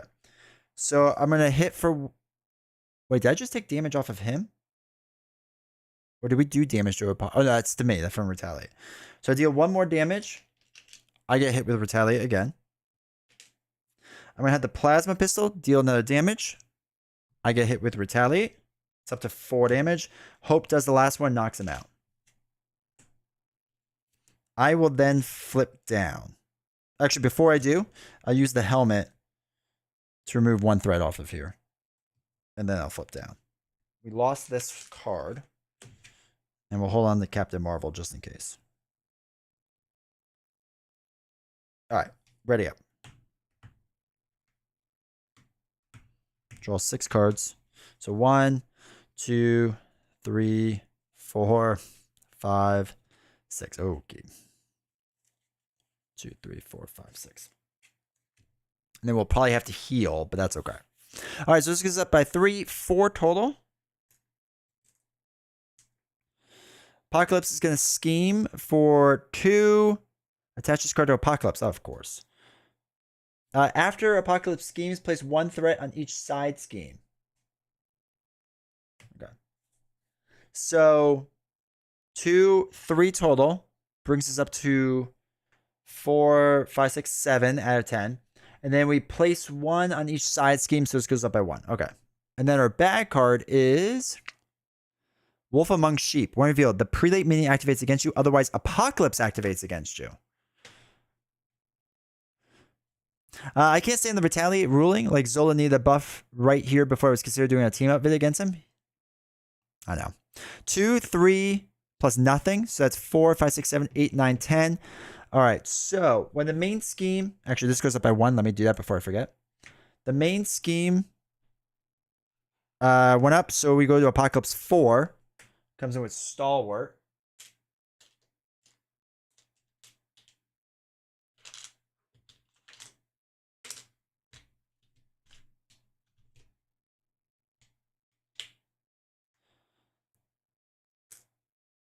It's tough. Now he's up to 11. Does he gain the life? I guess he gains 1 life, right?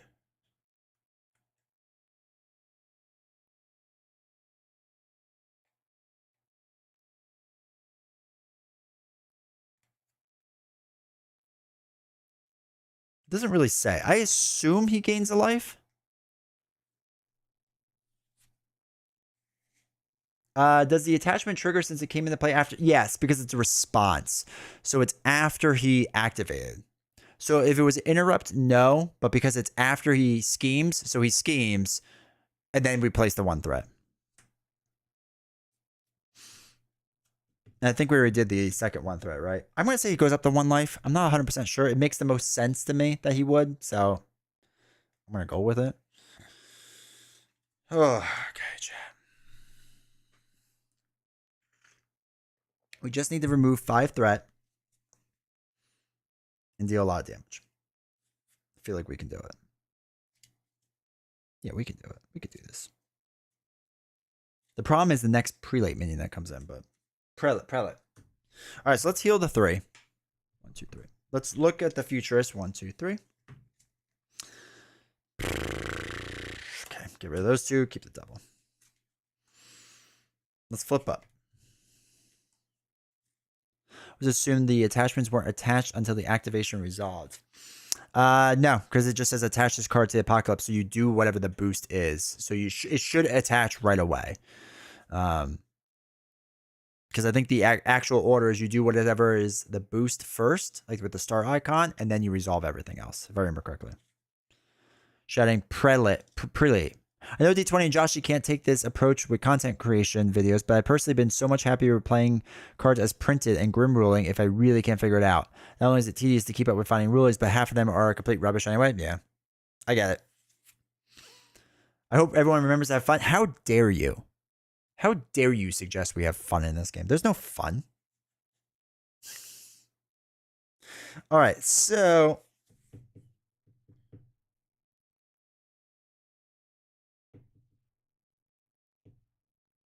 if we do that, the first player that reveals a random set aside prelate. Wanted fun, I wouldn't play. All right, so wait. If when we flip this over... Dizzy up! Thank you for the follow, I appreciate it. You cannot take damage while prelate minion is in play. Do we just put the prelate minion in play? Alright, so 5. Does that make sense? If we do that, 2, 3, 4, 5. Actually, this might be what we do. Okay. Actually, do we have enough for 5? So we're gonna do 2. I don't know if we have enough. I don't know if there's enough. I don't know if we have enough time. Dude, Hulk is most fun. Hulk's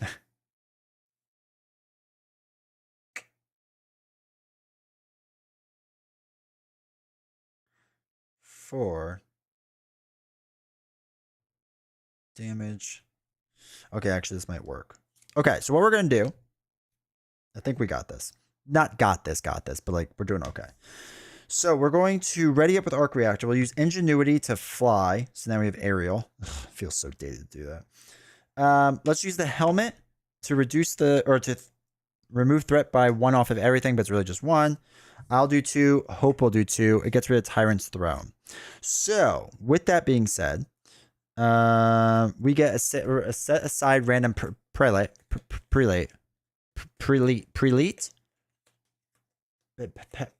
Pellet. Bottom one is actually that was the top. I lied to you all. Rasputin comes in with tough. When Rasputin attacks you, deal 1 damage to your identity. Oh, cool. All right, and then when you get to attach this to his identity, he gets 5 extra health. 1, 2, 3, 4, 5. Ignore the force interrupt. When Apocalypse is defeated. Okay, so he just gets 5 health. We can't deal damage to him, whatever. Prelosaurus. Prelosaurus. That sounds legit. That sounds good. I actually like that one. All right, so let's use the Gauntlet Blaster to take off the tough, right? We're just going to blast that tough right off.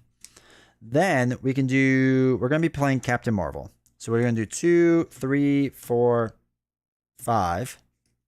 Actually, wait. No, we're not. No, we're not. Don't listen to me. Ugh. This is a bad play. I love it. We're going to use Pepper to play Repulsor Blast. Deal 1 damage to an enemy. All right, just draw the right amount of cards here. And discard the top 5 cards of your deck. 1, 2, 3, 4, 5. Each energy. Is it printed? Dang, it is printed. All right, so it's only 2 energy. So that's 4. Oh, no, that's enough. That's going to be 4 damage, right? So we have an energy, a fist, an energy, a wild, and a double.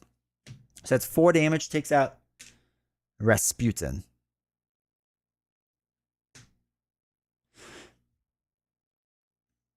We get a bad card. We just shuffle up our deck. Now it's just us and Apocalypse.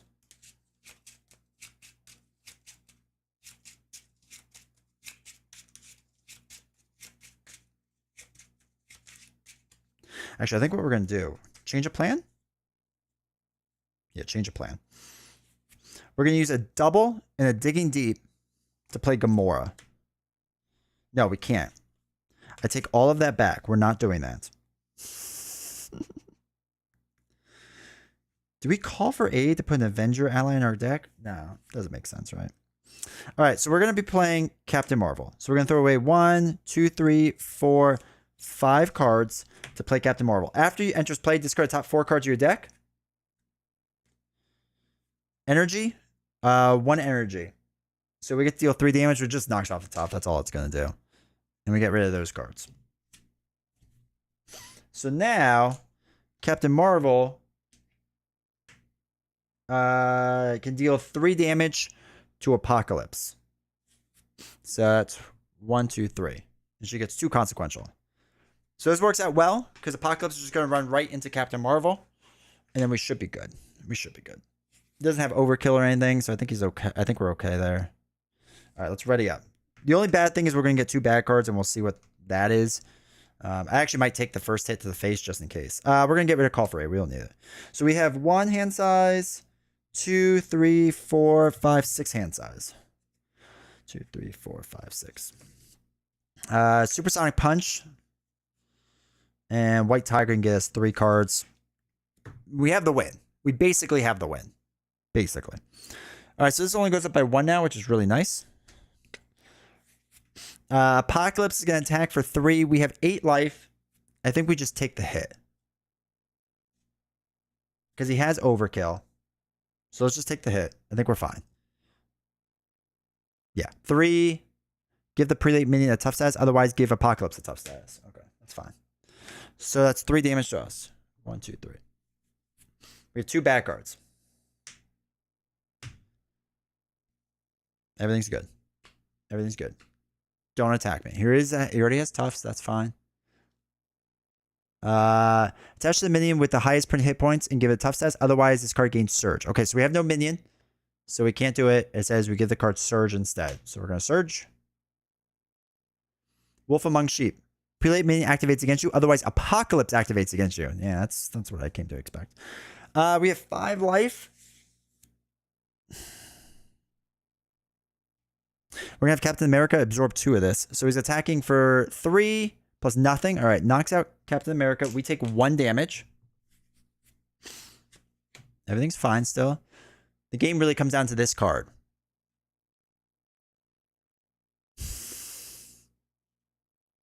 I couldn't just go a game without this. I couldn't just go 1 game without getting this card. But sure enough, classic D20. Whiplash comes in. No, God! Thank you. No, God, please, no! No! No! No! Luckily, I think we can ignore it. Retaliate 1 I don't care about. This comes with 4. I think we're going to be good. I think we're still good. But I just wanted to not get it. That's all I asked for. All right. All right, chat. Let's go win, right? Let's go win. I'm going to deal 1 damage to knock off the tough, right? There's nothing that has guard. No, we're good. We're going to give ourselves aerial with our boots. These boots were meant for aerial.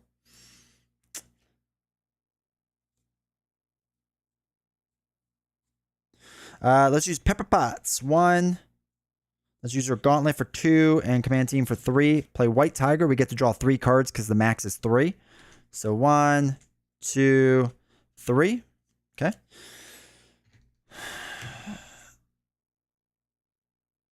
We're going to dump 2 cards. We are aerial to do Supersonic Punch, which is 8 damage. I'm just going to listen to First Turn Shadows. 2, 3, 4, 5, 6, 7, 8. All right. Sorry, but you declare Captain America's defender and no Captain America's in play, so I think you take damage. All right, and then we're going to throw away Call for Aid, play Repulsor Blast. We'll deal 1 damage to an enemy. Discard top 5 cards. 1, 2, 3, 4, 5. Each energy resource. That's 2. Really? All right. 2 damage. 1, 2. Fact check true. Don't come here with your facts. I ready myself up with the Arc Reactor. White Tiger deals 2 damage to Apocalypse. So he's dead. Hope deals 1. I deal 1. We get to move 1 threat off of each scheme. And the Gauntlets deal 2. 1, 2. We had nothing to do with a stinger. I'm shocked that we did that well. We didn't even we weren't even efficient. I mean, we never got to use make the call ever. Never use make the call. But his digging deep thing does work really well with his setup. And I mean, yeah, I mean, I do not believe. You have to believe. Is still alive, so he just murdered 50 civilians. I don't care about the civilians. That's not how this game works. Yeah, we just fixed the past. That's all. I'm impressed. I'm gonna be honest. I'm shocked. I'm shocked. I'm a bit shocked. Congrats, Twitch, for the 41% that said yes. I appreciate you. Really nice deck. It was surprisingly good. We factored a 70% civilian casualty rate already. Iron Man is really strong. Can I have Josh's points now? You got him. Iron Man, you even built out? That's the biggest shock, right? Iron Man is good.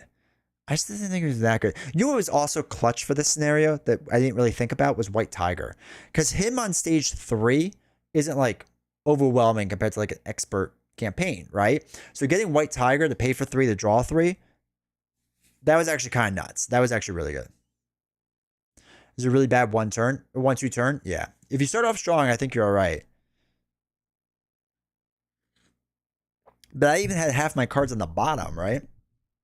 And it was fine. It wasn't great, but it wasn't terrible. If leadership against expert or villains like this, White Tiger feels like an auto-occlude. Yeah. I think moving forward against Apocalypse, I would auto-include White Tiger in a leadership deck for sure. This. I mean, it really makes more sense than I thought it would. Heck, even if when you start at 2, 3 for 2 card draw isn't bad either. Right? Like I've still take that trade off. So I feel like that was pretty decent.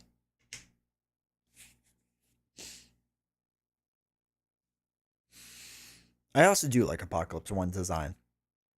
I feel like the design on Apocalypse 1 is good. I like it more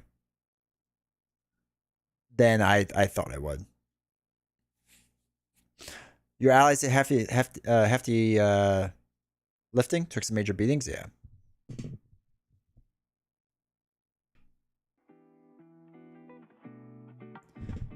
Still not 10k. I lost last. Yeah, allies are always clutch. I mean, having hope was huge. That was the other thing.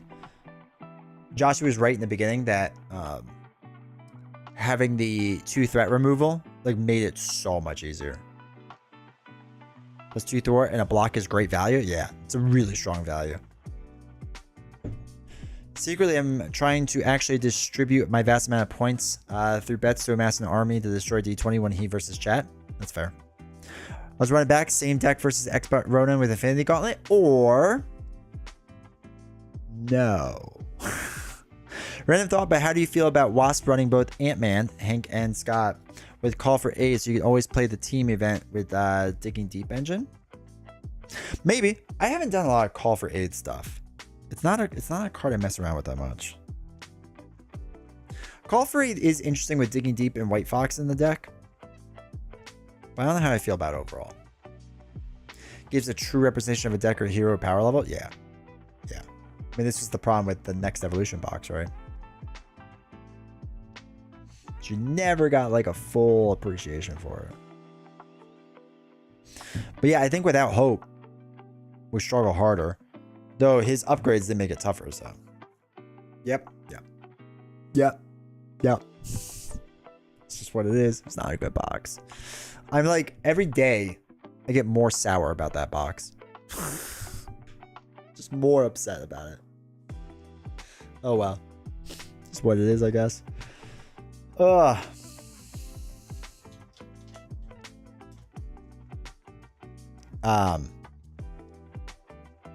Forgot what I was gonna say. I don't remember. Whatever. It gave us Shadowcat? No. Next evolution didn't give us Shadowcat. Hot take, I legitimately rank it lower than Guardian's Most Wanted.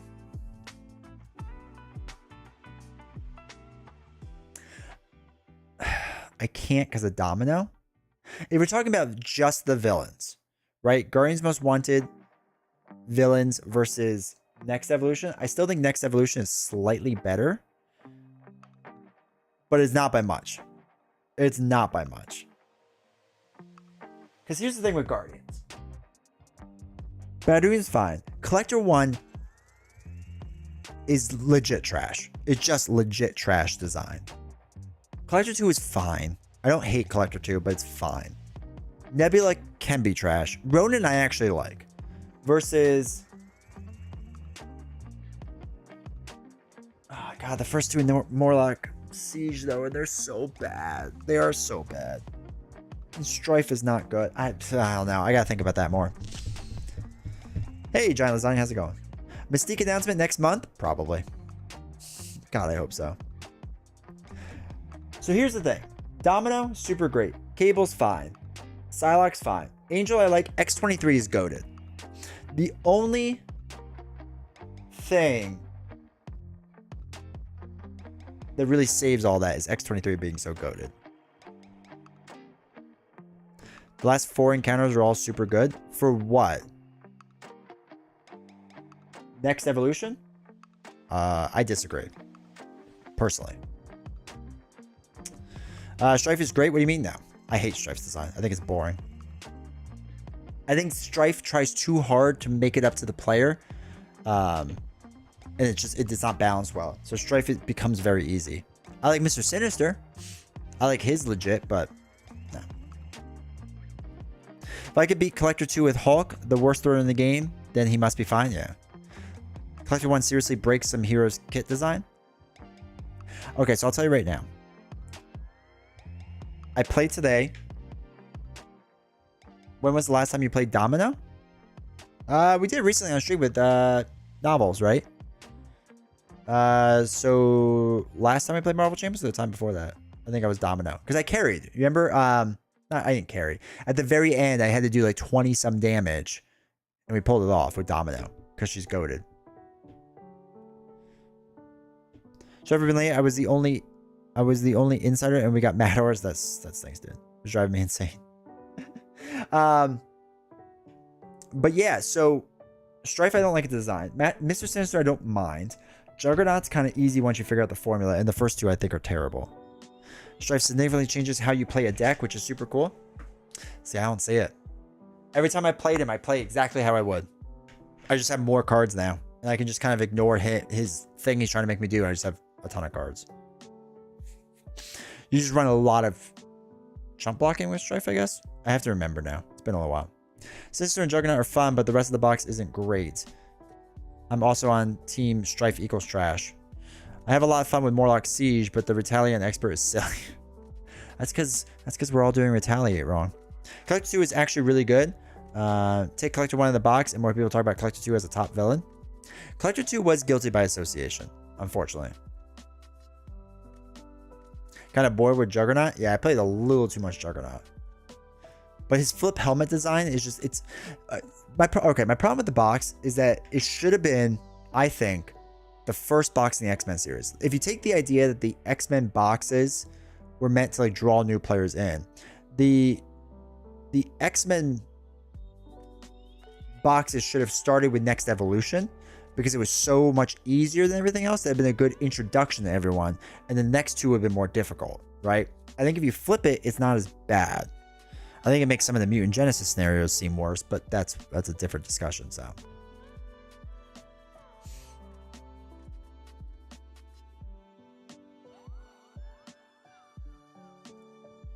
Escape the museum walk so Hela and Apocalypse could fly.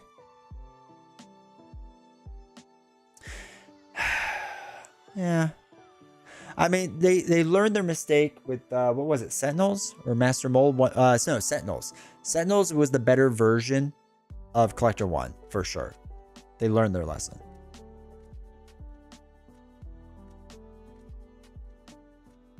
Never much enjoyed player size schemes. Cable seems like a great idea, but just didn't click with me. I thought they would be better than they were. They feel so weird. It feels so weird. I really thought they'd be better than they would. I thought they would be really good. And they feel like okay at best. I'm kind of disappointed in them. Maybe we should just expect a standard box followed by an easy box more difficult? Yeah, maybe, you know. Next Evo was a terrible combination of massively powerful heroes with release for X-Men in general, and then being handed some of the all-time easiest villains, yeah. It just, the balancing was weird.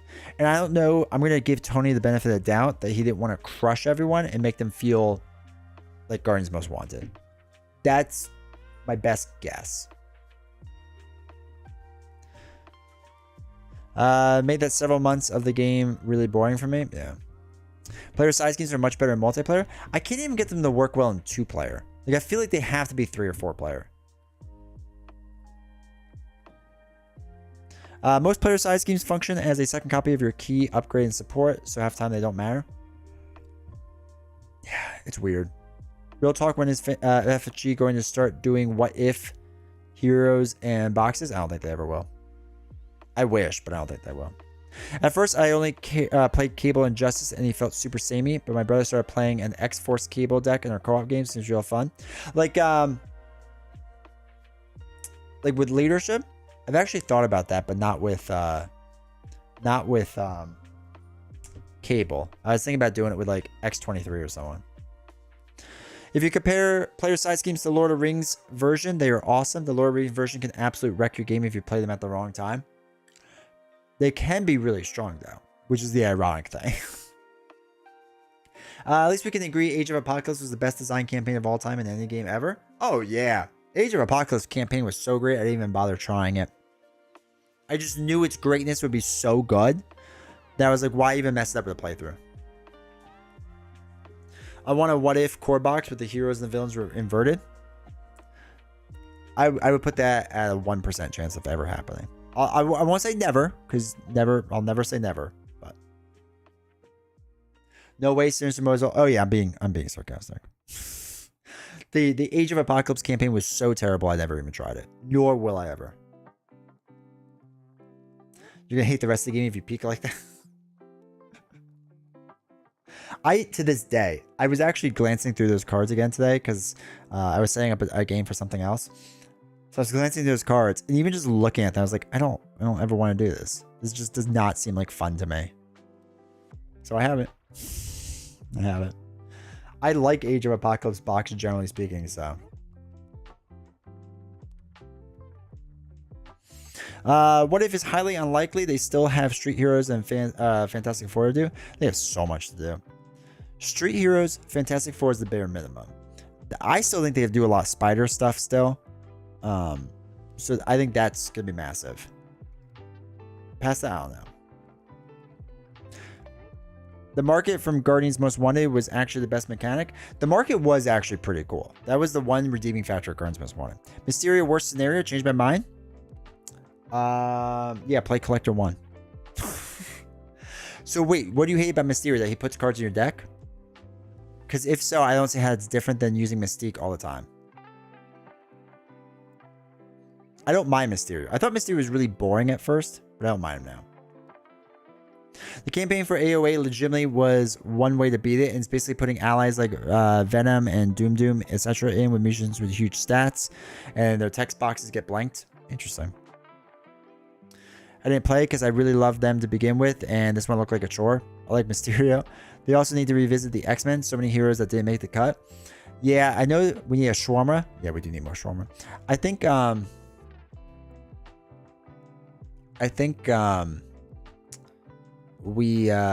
am I saying? With X-Men. I don't know when they would do X-Men again. Do you keep saying Guardians Most Wanted? Yeah.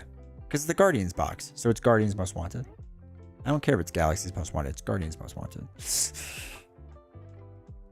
The problem with the X-Men is they probably won't do it for a while, depending on what the contract is. Yeah, and to be fair, what they said is they signed a 3-year contract to do 3 in a row. So theoretically, they could do it again. Who knows? Heck, maybe they do 3 more X-Men after this. Maybe they ink a new deal. which I think would be a terrible move, but Mysterious Fishbowl Boy. Mysterious fun the 1 out of 10 times he does anything. The deck insert is annoying. I also hate Mystique. To be fair, Mystique is a tough modular. More Avengers, A-Force, Inhumans, Original Guardians. Especially the one encounter card that gets dealt to you and then reshuffles back into you. Yeah, that one's rough.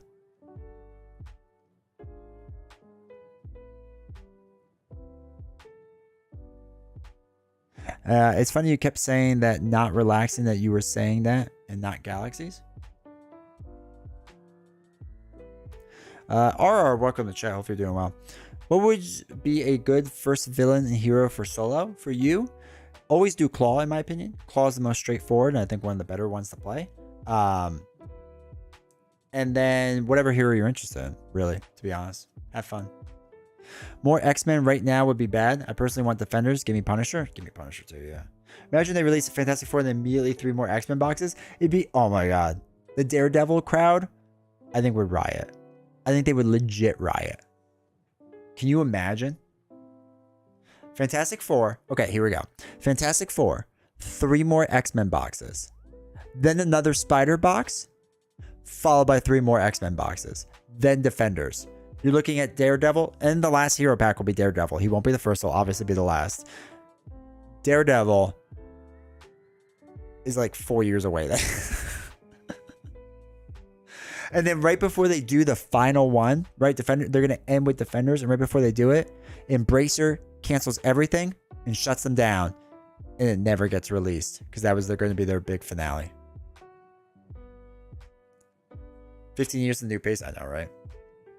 I just want multiple man. And recently played a custom Punisher that made me really wish for an official version. I hope they do it. World War Hulk series? Yes, 100%. That'd be fun. Now you put that out there in the universe, don't worry. They do the exact opposite of what I say on chat or on channel. So they won't do that. I will admit I'll miss the jokes about Daredevil being released. I know, right? What do you see as Daredevil's mechanic? I don't know, right? So he's... I don't know. But at least we got 4 years of it. We'll get 4 more years. 4 more years. I don't know what Daredevil's mechanic would be. How do you incorporate blind? Do you put Braille on the cards? I could see it being something like you're playing the top card off your deck a lot and you don't know what it is. But it just feels like a knockoff domino. But like peek at face down cards and then swap them out or something? Maybe. But he gets to play 3 for free. Face down gamble mechanic. Like his ally. He thwarts when he attacks and he damages when he thwarts.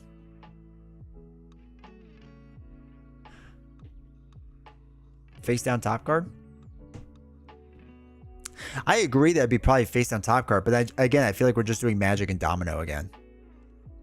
We'll avoid retaliate and have a baton toss that ignores tough. Okay, so I do think he's going to be one of the most powerful heroes in the game, though. I think after the Deadpool debacle, they need to make him, 1, really good, and 2, be really powerful after all this time.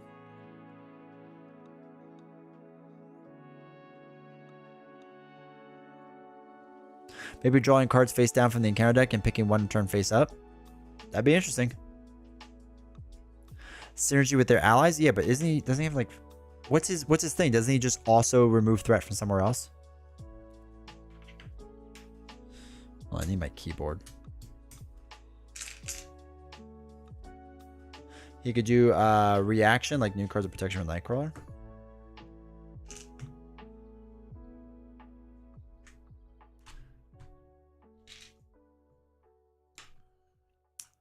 What am I looking at? Desktop. All right, so we have 2 Daredevils, and one's not a real Daredevil. All right, so after Daredevil thwarts, deal 1 damage to enemy. Yeah, so I guess you're right. It could be a whole So that's like Gamora, essentially, but the opposite. Daredevil defense against that. Move 1 damage from him to an attacking enemy. Do we know what Daredevil this is? Does anyone understand comics enough to know what this is? Because they don't have another name. So is there like a rotating Daredevil or something? My knowledge of Daredevil is bad. You can also kick back the first encounter card. For 1 HP and you have 3 guard minions and a single Daredevil. But you can copy something like it? Yeah. Something similar.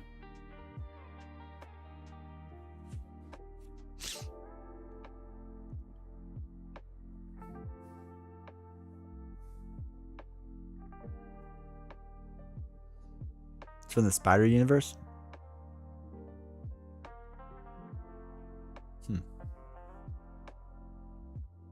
I mean, there's a quote about Penny Parker.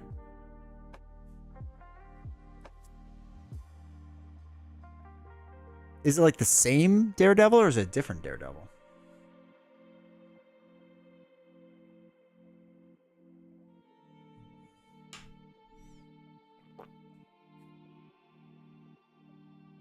Iron Fist wore a suit for a while. Interesting.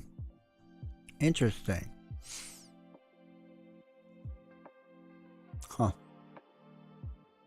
Doesn't matter. We're not going to get Daredevil for 6 more years anyway, so.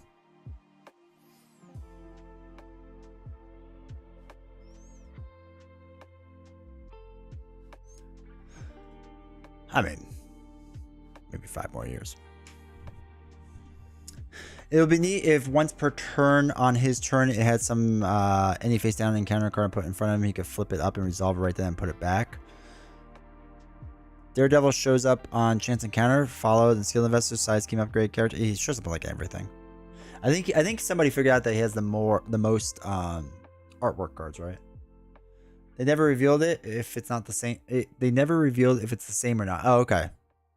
6 more years, 6 months, and 6 weeks from now. Went real demonic real fast. D20 will have kids, and he will have to give up streaming for his new career, soccer coaching career. No, my son hates soccer, so that's okay. We did it 1 season, and he hated it. I was like, well, maybe he won't be in the sports. He likes Transformers and Legos, which is totally cool because I get to play with Transformers and Legos then. 6 seasons in the movie? Is that a Game of Thrones reference? It feels like a Game of Thrones reference. He's literally the only character I want. The game could die right now after it and I wouldn't care. Are you looking forward to more Midnight Suns? Yeah. Yeah, for sure. We can actually probably do that tonight. Or video games in general. Yeah, we can play a little bit tonight if you want. Because I'm probably not going to play another Marvel game. Beast before Daredevil? Wait. All right, chat. What are we looking at? Are we looking at Beast, Magneto, Mystique? Where are my teams at? Oh, Community. Okay. There's a custom Daredevil that has this radar sense. You look face down cards before they're revealed. I kind of remember that one. Morph. It's not going to be Morph. I can almost promise you it's not going to be Morph. Magneto. Marvel Zombies, a possible campaign box. Yeah, okay. RR, put zombies on the list before Daredevil. How many things can we come up with before Daredevil comes out? Finish the original 5 X-Men. It'll be a crime if they don't. It's going to be a crime. Emma Frost. Okay, Peaceful Monk. I'm right there with you. I would like Emma Frost. It ain't going to happen. No matter who it is, somebody's going to be pissed. Yeah. They done screwed up.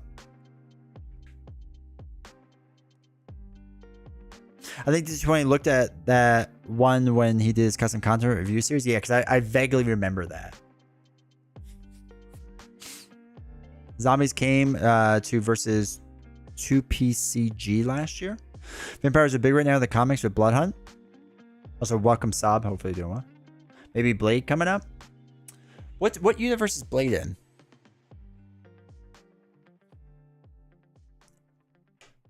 Blade comics. Because aren't Elsa Bloodstone? Oh yeah, Elsa's getting done for sure.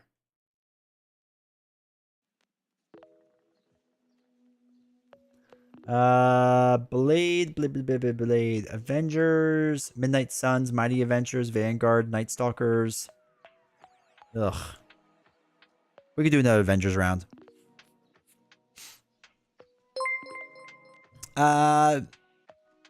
Don't Brush gifted a tier 1 sub to 1113 sab. They have given 66 gift subs in the channel. Don't be rash. I appreciate the support, dude. Thank you very much. What are we at? 21 more sub points. And Novels has to do a talking stream. I want Blade, by the way. Whoever mentioned that, I think that was Sob, right? I want Blade for sure. I want Blade over Daredevil. But that's just me. Blade is normal 616. Okay, 616. Why is there no love for full long shot hero? Is that like a thing that would ever happen now? Let's be honest. Marvel Knights. Okay. Are we speculating which box is coming up? We're speculating on everything. Honorable. Also welcome. We're also speculating how many things come out before Daredevil does. I know Blade camoed in Spider-Man 97 cartoon. Even I'd get Blade. Blade's sweet. I haven't been lately, but I was really into it around the next Evo period, which was the result of how bored that box made me.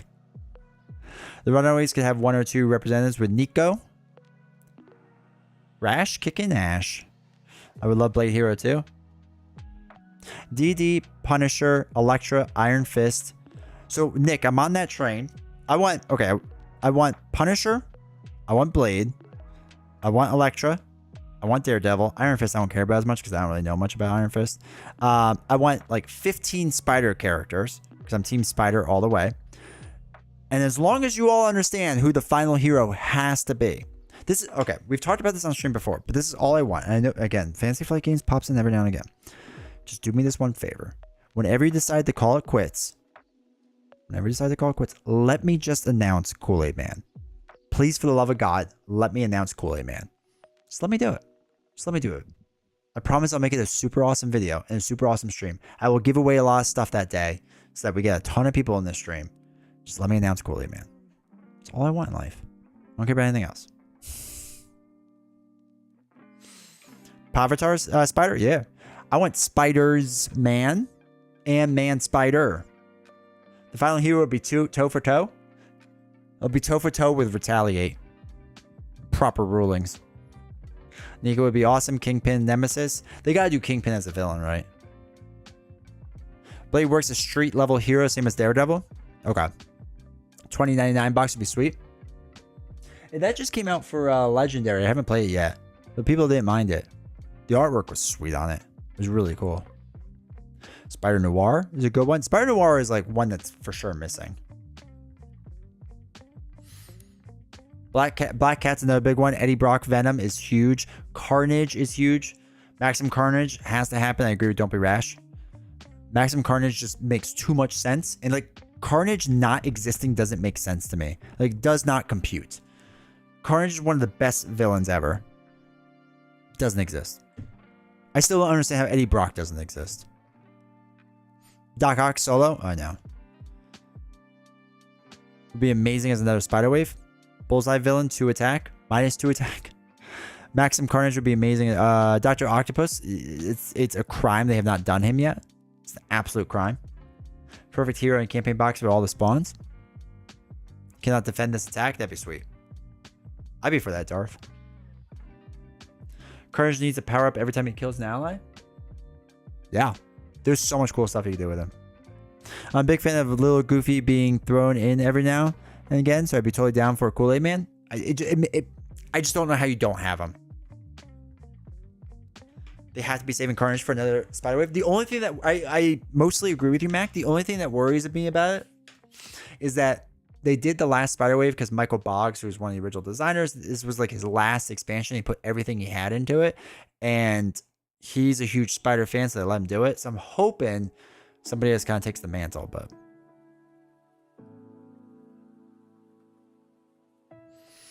Kraven scenario where he fights in a jungle will work. There's so many cool scenarios you could do still.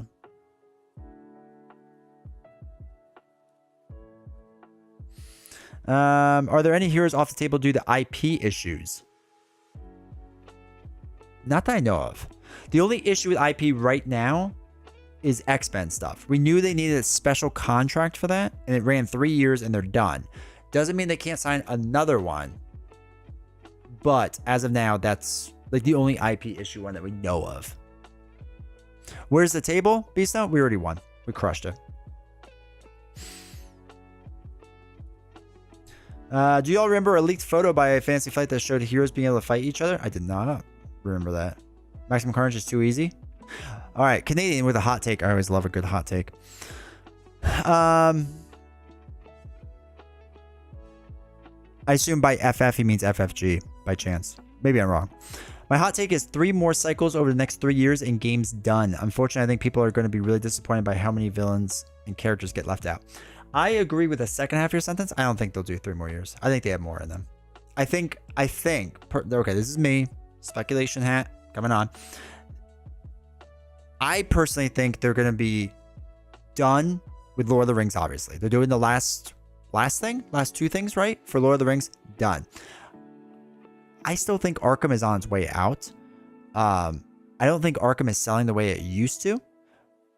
And I think they're going to be done with it, right? I know supposedly the 3rd box is better. We'll be playing it soon on stream. The 3rd big box. But now that they caught it up on the reprints and everything, I think they're going to have like 1 more cycle and be done. I know they just hired new designers, but I think with Embracer saddling all the debt onto Asmodee, and Asmodee's been looking for Fantasy Flight Games to really pump out cash. Obviously, SWU, Star Wars Unlimited, is the way they pump out that cash for sure.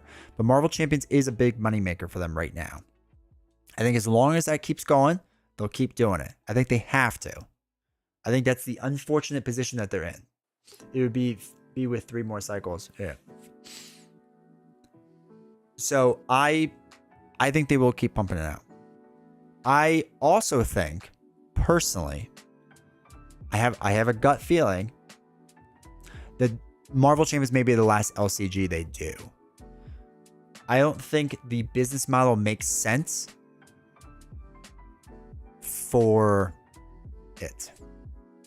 Just generally speaking. Wasn't sure if there was OS. There's no way FFG could ignore the sales synergy of releasing a Spider Box with the 3rd film. I would hope. How would I post it? Put it in the Discord. The game is already much bigger than Lord of the Rings and Arkham. Yeah, for sure. Had there be a Lord of the Rings that way? Oswald character, if you know what I mean. Oh, yeah. I think Arkham sells more than you think. It might sell okay. I don't think it sells anywhere near Marvel. I don't think it sells anywhere near SWU. I don't think it's anywhere near either of them. And I think because of that, they have to shift to more TCG games. I agree on the LCG prediction. Market has changed. Yeah. I think we're seeing the end of LCGs. I think we're at the end of them. I don't want it to be. Don't get me wrong. I don't want it to be. I just think because of the amount of debt that's getting saddled on that company right now, and Star Wars Unlimited obviously was a massive success. I still think, and this is just me guessing, I don't have insider knowledge or anything, I still think the reason for the slowdown for Marvel Champions was because they had to take up more printer space with Star Wars Unlimited. I think they recognized that it was gaining popularity and gaining traction, and I don't think they have enough printer space because they contracted out, right, in China. So they had to pull back on some other stuff to print more Star Wars Unlimited. And I think they've even mentioned now that they're getting another line or something to like try to keep up with demand. Miss the days where FFG just pumped out games for fun. The problem is once they sold FFG, it was just a matter of time. It was just a matter of time.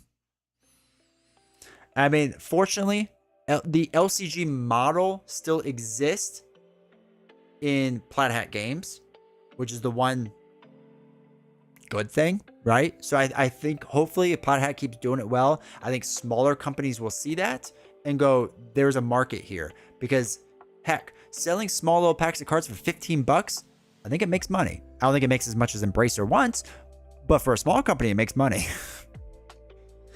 Another company will do it instead. I agree 100%, Mike James. Is already starting that themselves. And Earthborn Rangers co-founder is Andy Navarro, who is the studio head for Fantasy Flight Games, who left. So he knows the model, right? He knows the model for sure. So I think he is all for it as well.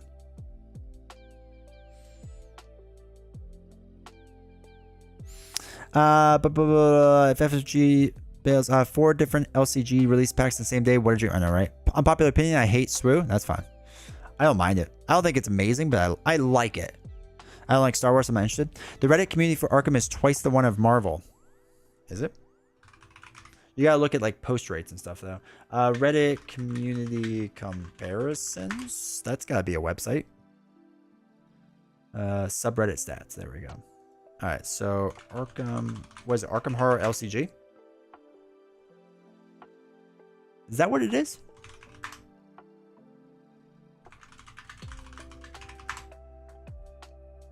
Yeah, it is Arkham Horror LCG.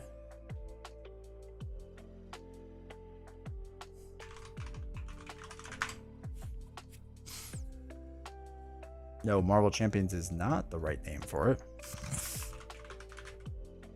Marvel Champions LCG. Makes sense.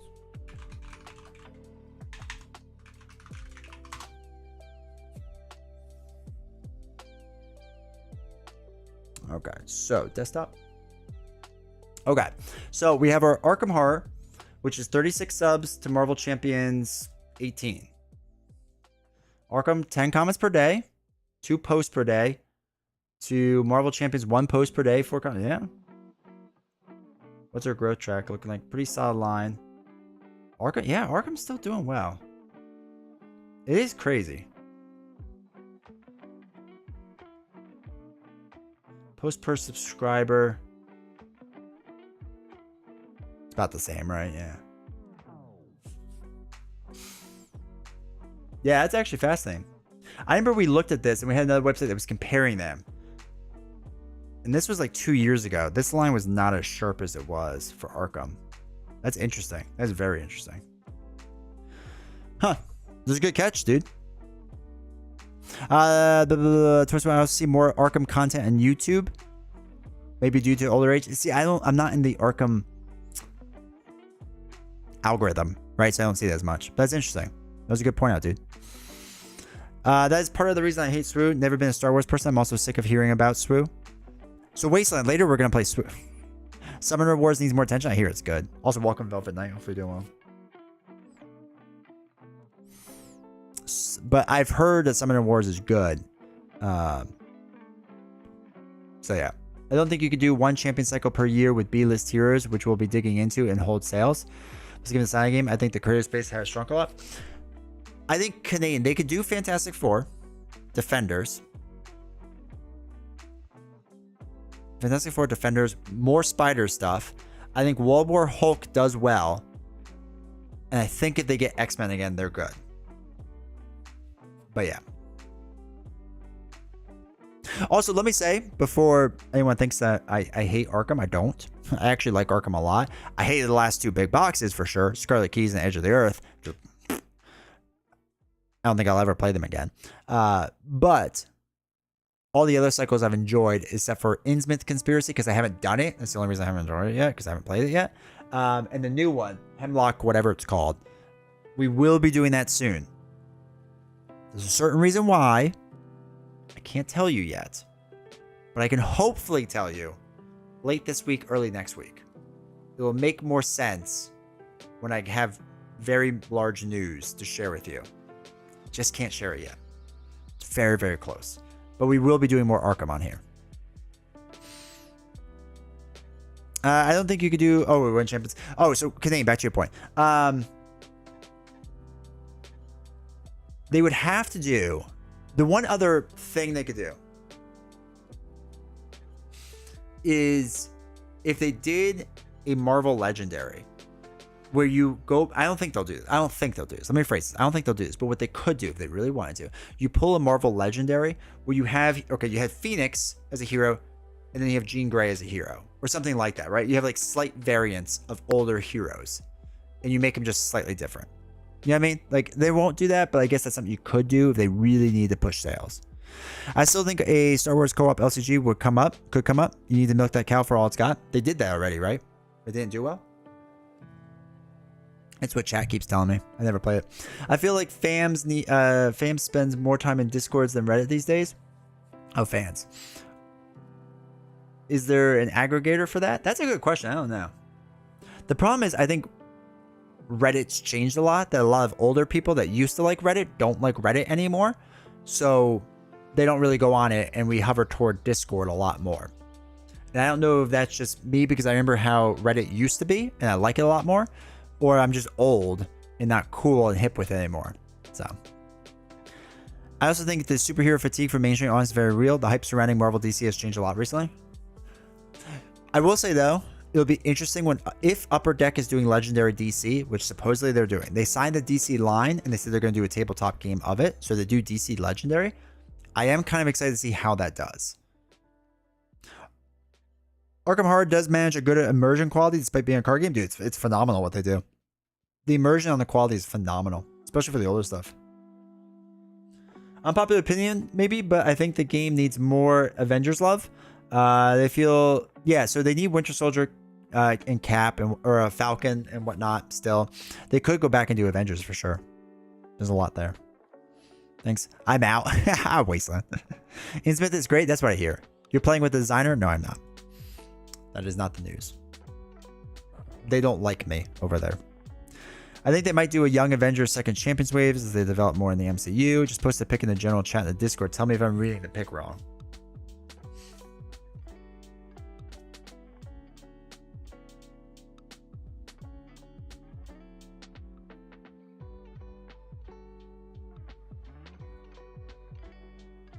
Oh, yeah. Okay. This is what I love to make fun of them as well for. So this is older. Hold on, wait. So this was Asmodee not understanding how their products work. And this is when they had the mat that I play with is the PvP mat. And they messed up because they don't know what the products are. If you look on this, it might be Twitter. I commented on this and just talked about how I can't wait for this to be a PvP game. So yeah, they screwed up because Asmodee doesn't know its audience. And like, they did not take this down. It was comical. But yeah, everyone mocked them for it. It was hilarious. I look forward to your Hemlock Vale playthrough. Love all Arkham content. Nice. It wasn't co-op. It was versus. Okay. A DC Champions release would sell gangbusters. The amount of custom DC content is insane, and DC's Homicide game proved that. Crazy they haven't done it yet. Maybe that's what they do. Maybe they only do 2 more years of Marvel and they sign with DC. I mean, maybe. You know?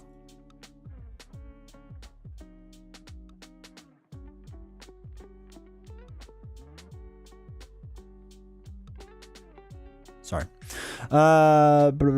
Open your wallet for the DC Multiverse and Game Fail next month. I buy a co-op version of a Star Wars LCG. I would too. I like Star Wars a lot. How often do you play Marvel Champions True Solo versus multi-handed? Hard for my brain to keep up with too. Marvel Champions True Solo I play 70% of the time versus 2-player or 2-handed. Maybe 80%. It used to be like 95. Now it's much less because I'm playing with other people. Today I recorded a video with another content creator playing Marvel Champions. So I was 2-player again. Novels plays more 2-player, so it's been more. They should definitely add that to the game though. It would make the game have a new dimension. It'd be tough to do. I don't know how they would do it. It'd be interesting. As much as I don't like Star Wars, I get a co-op Star Wars LCG just because my dad loves Star Wars. I could probably get him to play that. Trick your dad into it.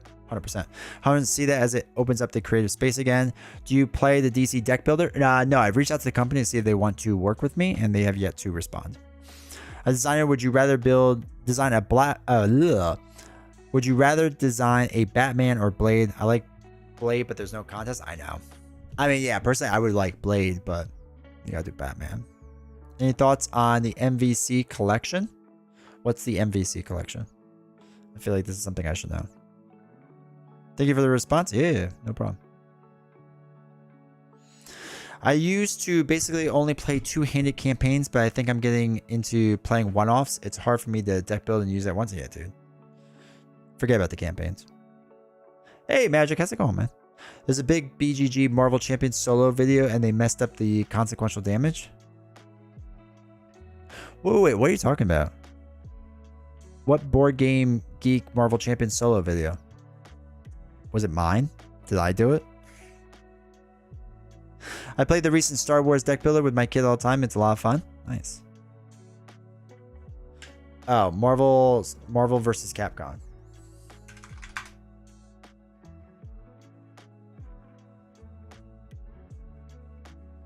Wait, is it with Foster the Meeple?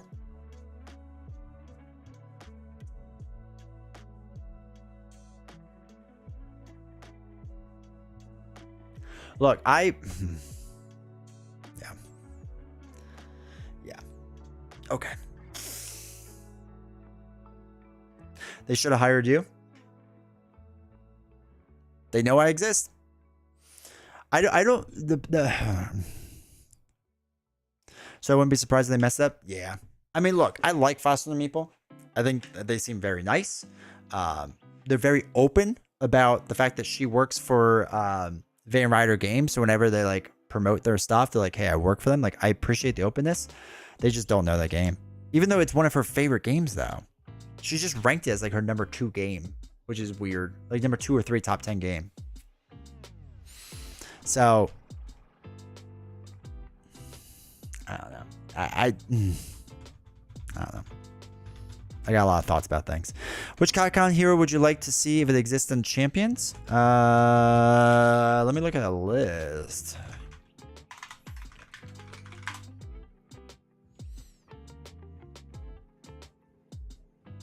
Ugh, that'd be tough, dude. Because here's the thing. I really like Street Fighter. But I also really like Resident Evil. So maybe Ken or Ryu. I feel like that would make sense. Probably Ken or Ryu. But if I could get Jill Valentine, however you say her last name, yes, please. Board Game Geek. The problem with Board Game Geek is it's a very cliquish community, and you have to like be a part of the clique. You have to be part of the cool kids club. I will never be part of the cool kids club. Hold on, wait. Now I need to look at something Foster the Meeple. I'm pretty sure she just ranked that game in her top 5.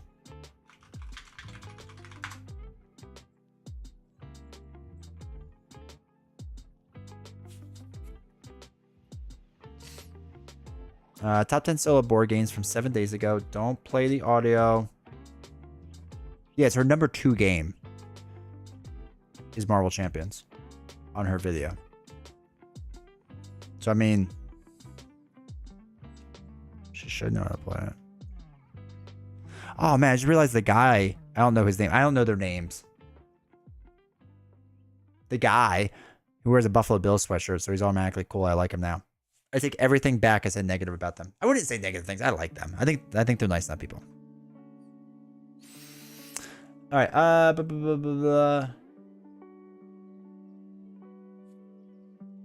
X-Men versus. As long as I get the Asgardian box and the Black Knight as a hero pack, I'll be happy. Ugh. I mean, I want Asgardian too because I want them to beef up Valkyrie even more. But yeah. Retro style fighting game LCG could be so much fun. I had, what was the Street Masters game? I have that, the first one that I refused to talk about until Blacklist sold it. So good, so good. Master of Unlocking. Mega Man should be able to use multiple aspects like Spider-Woman and Gamora. Talking about impossible games we love to see. Love to say X-Files LCG. Just take my money. This would be a grim LCG from the TV show. I imported those games for my Sega Saturn. Alright, take care. Appreciate you hanging out, dude. So they physical release, so they can be taken from you again. Physical releases are the way to go. I definitely felt that cliquish vibe from BGG. It seems like a big echo chamber. You have to know the right cool kids. Don't forget Thor. I mean, they could improve upon Thor, but does Thor really need the help? Every time I play Thor, I'm just like, man, he's fun. It's just fun, man. They really nailed Thor for being fun. I know he's not great at solo, but I don't care. He's fun. The arcade ports are the best version. Mortal Kombat LCG tour. Dude, if they did Mortal Kombat LCG, take all my money. Take all my money. I don't know how, if you play Mortal Kombat, they need to figure out a way that you have 2 cards, right? And when I hit one, blood spurts out of it. I don't know how you make that work, but if they could do that, that'd be sweet. Just like blood cards everywhere. I still play the Capcom versus SNK card game since they re-released it on Switch. That's awesome. Next time you play Thor, you use the card that you attach to schemes and your attack becomes Thor. Yeah. Yeah. Sweet. Sweet options with it. Love Mortal Kombat. Me too, dude. I actually have to play MK1 again. So I bought the Steam Deck, so it's coming soon, so I can finally download it and just play it because I like playing it like kind of on the run. Showed up on my feed. Are you gaslighting me? I think he is. How do you make that work? Imagine it was a video game or something. No, I think you just have a stack of blood cards so that when you hit it, you just take the stack and throw it at the card or something. There are Exceed fight games, pretty much fighting game from the form of cards. It includes Street Fighter characters. Yeah, that's Street Masters, right? I think that's what it is. Should be phenomenal. Watch the Foster the Meeple stream for Marvel Champions Squad, which feel like we've been watching you so long that stream seemed less confident. I have to watch it now. Also, orthogonally adjacent. God, I'm gonna have to learn how to say your name correctly. Welcome in chat. Watch the Foster the Meeple stream for Marvel Champions LCG. Feels like we've been watching you for so long that stream seemed less confident.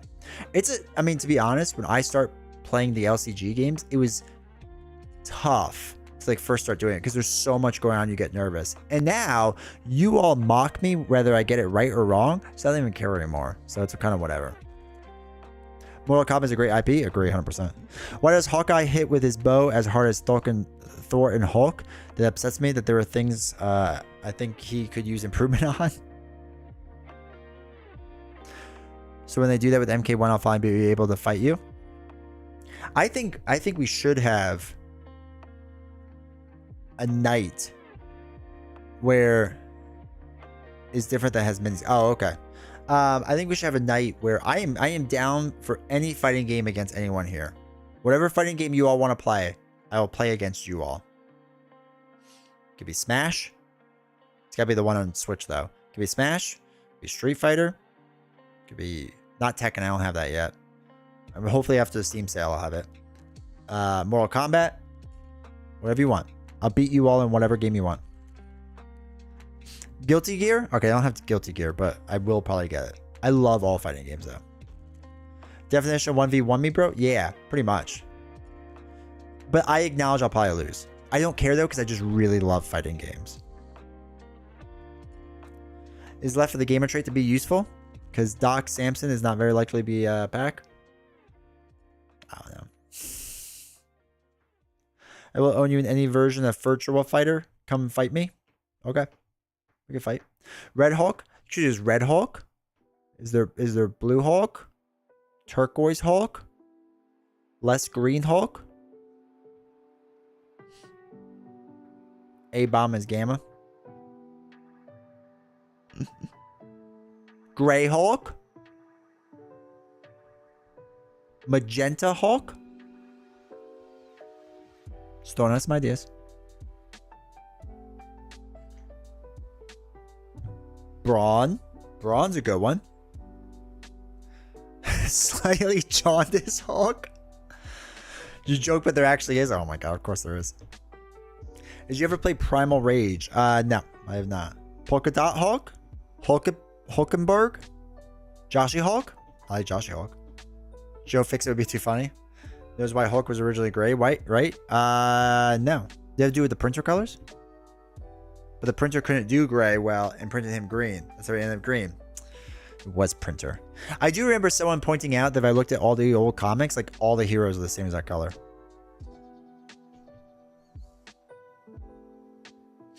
Then I looked and I was like, oh yeah. Turns out they are. Turns out that's the thing. What is Primal Rage? Let me look that up really fast.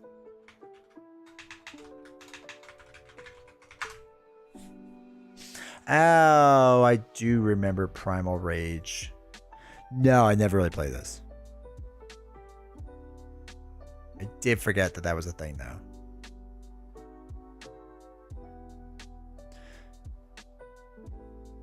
The infragible controls are awful, though, are they? Plus, Stanley liked the Green Giant. Play with so we kept him green. I just want Hulk 2nd edition. Nah, that's fine. Power Stone 2.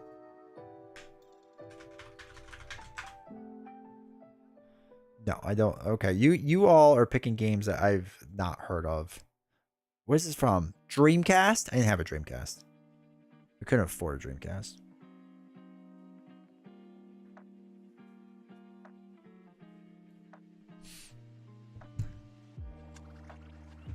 I love doing that cartoon. It's a callback. What's the other one? Oh, Soul Calibur. That's another one I do. Valkyrie and Major Glory. But yeah, Soul Calibur's not what I would do. And the Thor stand-in. Oh, I also, before I forget, we are going to have to do another stream where we do Jack in the Box party games. We did that a while back. It was a good time. But that is something I would like to do again. We'll have it so that obviously you all can be a part of it, but we'll open up a voice channel. So there's a bunch of us in there. And do it one night. I will kill you in Soul Calibur? I mean, probably. That's fine. I just want to play.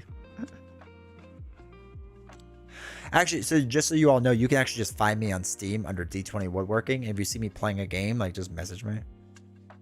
So, feel free to do that. Killick? I don't know what that means.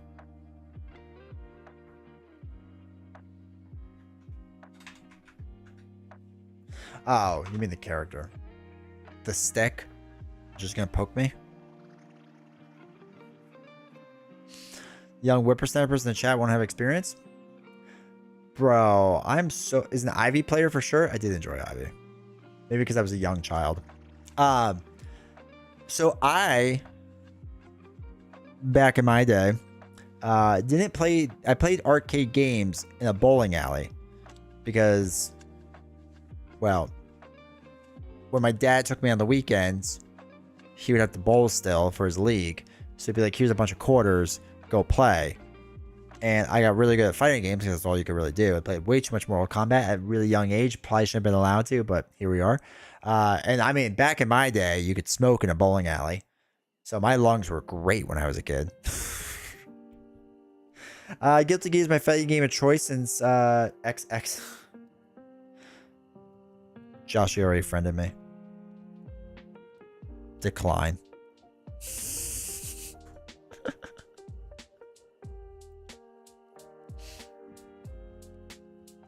Killer Instinct was my fighter. The announcer in Soul... Dude, the announcer was really good in Soul Calibur. Mortal Kombat is a close second. Reptile all the way. Dude, Mortal Kombat 1, 2, and 3 blew my mind when it first came out. Have to have all the characters be playable and the villain to work, though? I mean, you have to do Mortal Kombat PvP, right? It would just be a PvP game.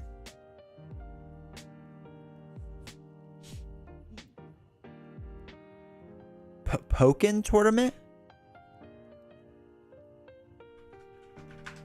Pokken? Like Pokemon? Why would you decline? Keep friends close, enemies close, or friends and enemies friend? No.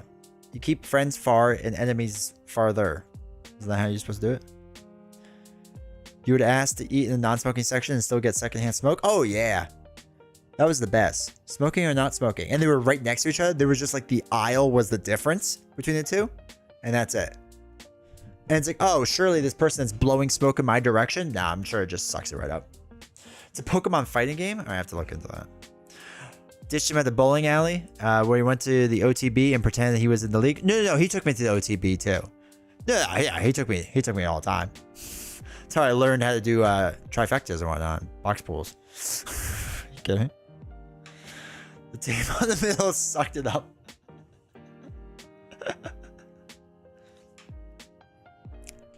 Just smoker next to you. You know what's crazy? So, I grew up in New Jersey, and they banned smoking, I don't know, when I was a teenager or whatever. So you couldn't smoke anymore. And it was great, right? Really cool. Fine, whatever. Then, like a couple years after that, you get used to like being around like not smoking. We went down to Ocean City, Maryland, and Maryland still had, you could smoke outdoors in restaurants, and like it was totally fine. So we ate at a restaurant outside in Ocean City, Maryland, and like somebody started smoking right next to us, and we were so caught off guard by it because we're like, what are they doing? And like the thought that a state could have a different law than what we were used to didn't like come into our heads at all. So it was wild. But now I don't think you're allowed to do that anymore, Ocean City. Is anyone a fan of Eternal Champions? I haven't even heard of that. What is it? Tell me more. Are you going to buy Earthborn Rangers? It looks cool, but I just don't know, and it's a little pricey. As of right now, no. I've had so many people tell me I should buy it and play it. Actually, you know what we're going to do? We're going to do what any good content creator would do. Going to email Andy Navarro. Like, do you want to give me the game? Oh, good. They don't have an easy way to contact them. I love it. Makes me so happy.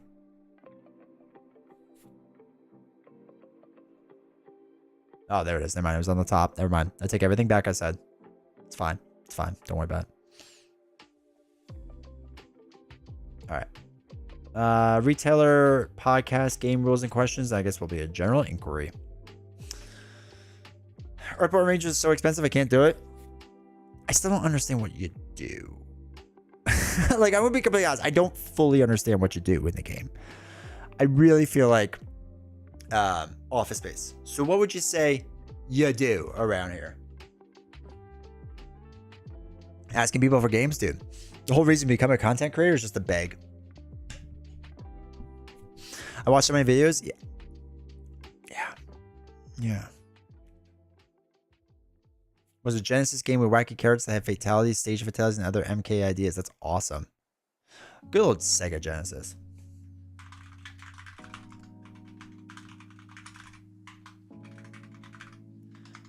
Dearest Earthborn Rangers, I, thy, and D20 were working.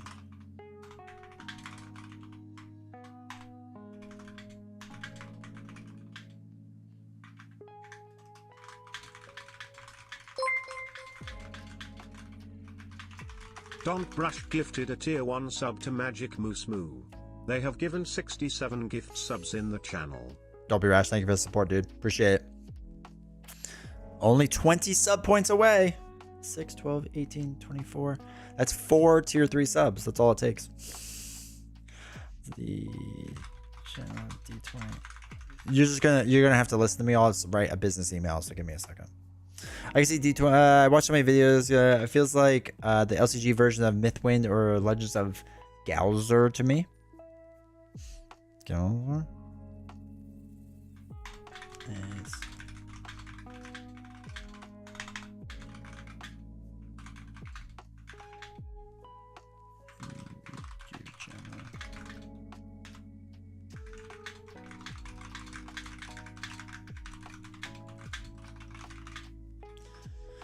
Recently,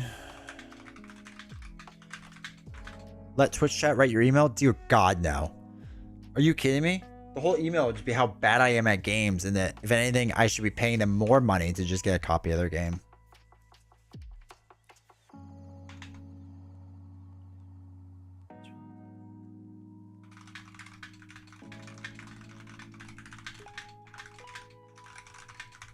How the sausage is made? This is a third of the work right here.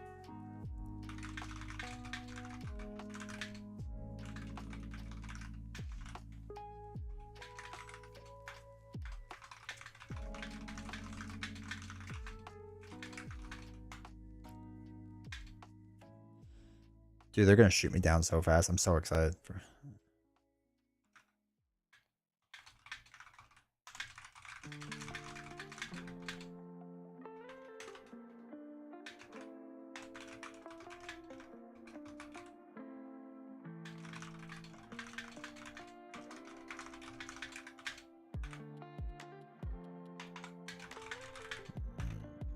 How many subscribers do I have on YouTube, chat? Does anyone know? I don't even know what I have.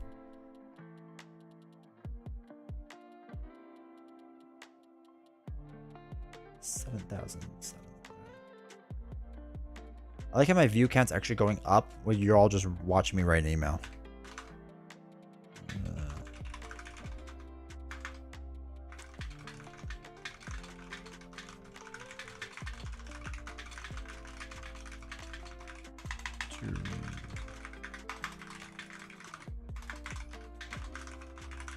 All right.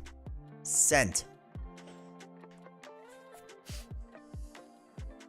The team will be in touch in 24 to 48 hours. Just say, nope.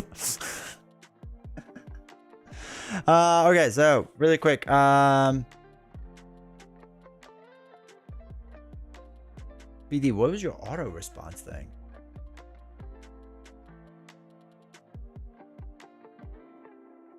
Those who are up at odd hours, Havoc and I should be streaming in 6-ish hours. Stream now, please, so I can go raid you. Has no idea that I constantly spam game developers to sponsor him. Come to think of it, perhaps that's discouraging them from working with him. Oh, that's fine. It's fine. I appreciate it, though. The more you spam my name out there, though, it lets people know that I exist. This is now AS. Oh, I should have been. Wait, hold on. Let me bring up. I should have done it that way, so you had the microphone really close.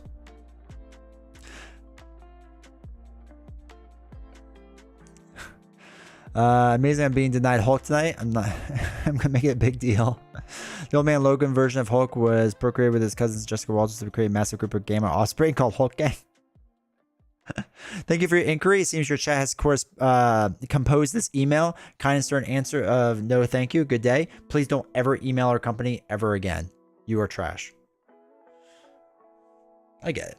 It's a common email I get back. It's fine. It's fine. It's cool. E20 wasn't writing an email. He was making a sandwich. Dude, I would be very happy with a sandwich right now.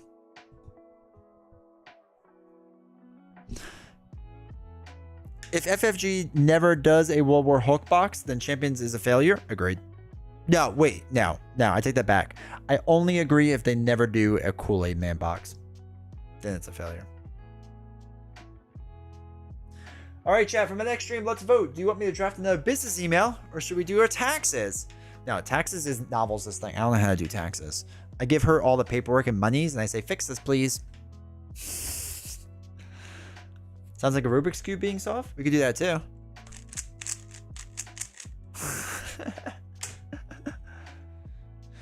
We have heard you consistently claim our game looks boring. Your place does not align with ours.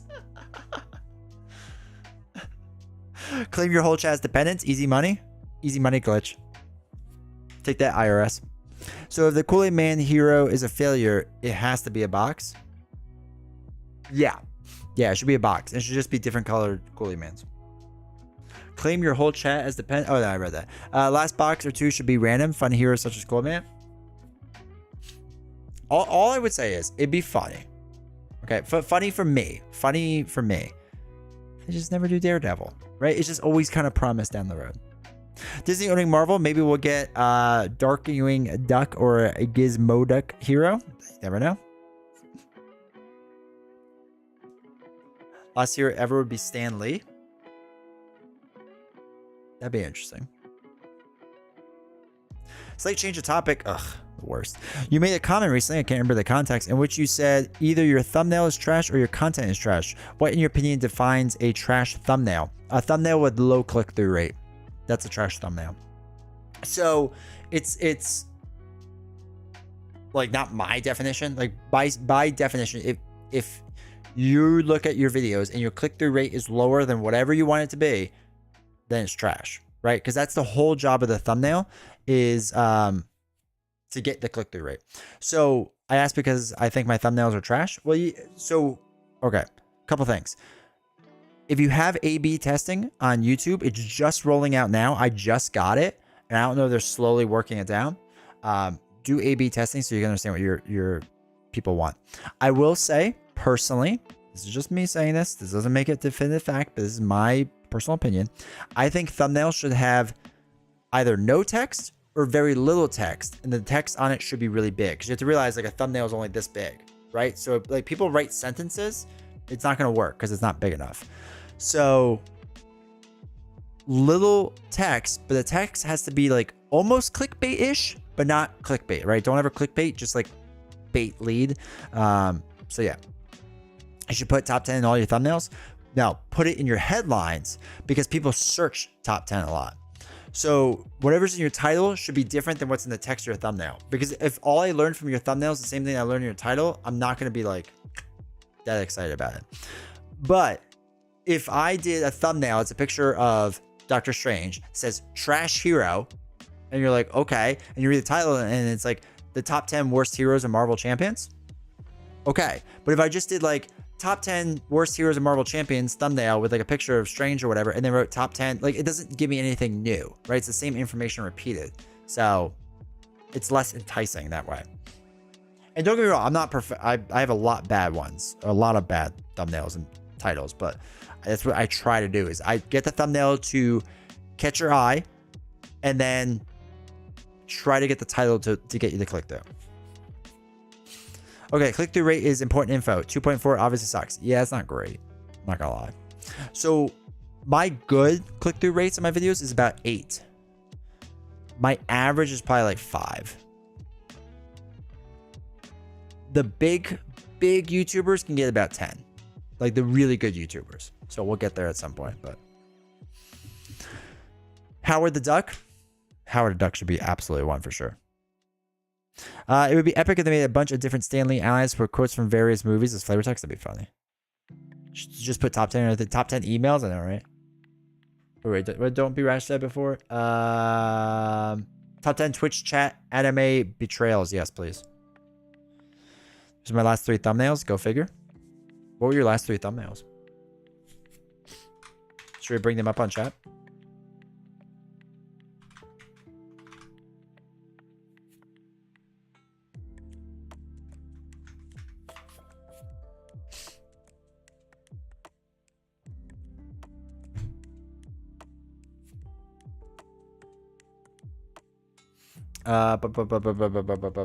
Just stop. Grouchy Nerd collab one? I don't know. Hey D20, I just took out Ronin on Expert and True Solo with Star-Lord. Gonna post it tonight. That's awesome. Star-Lord is the one to crush it. Okay.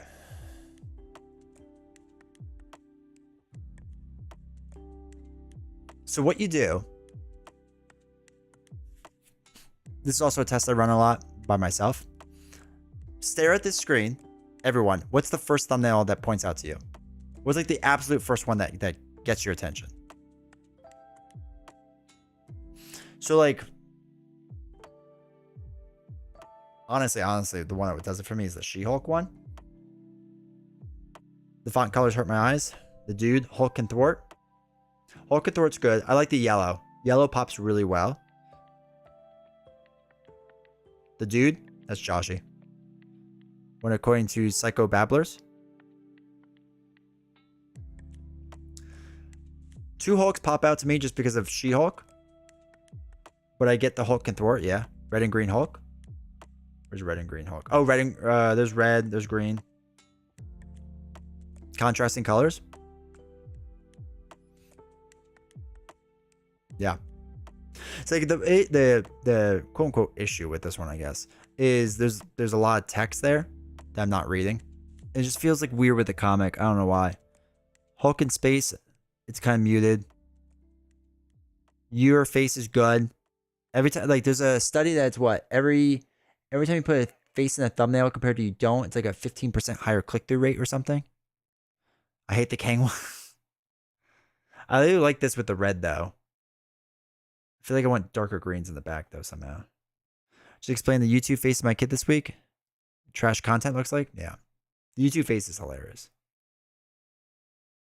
Yeah, you have a lot of good yellows here. Your cat. That's hilarious. What's your most click-through one? Man, that one has the highest click or the highest one? Interesting. Huh. No faces and thumbnails, at least the same chalk face. Dude, that's called cheating. You have to do it. Lord Havoc, what's your NCP? Can you link your thing in my chat? It's just easier. But yeah, Josh, I would say like I would be interested to see if higher contrasting color ones do better for you in the future.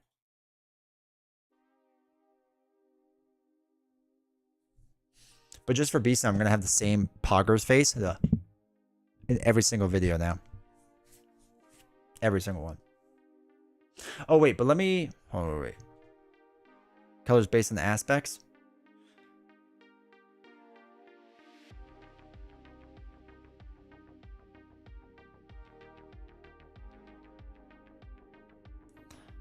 Not always, but mostly interesting. So one of the things, I'll show you what they're doing now. And let me know if they roll this out to your channels. Here's a one. All right, so what you can do. Okay, so this is like my Lorcana one, like looks normal. But like down here in the thumbnail, you can hit this, and there would be a thing to like. Actually, wait.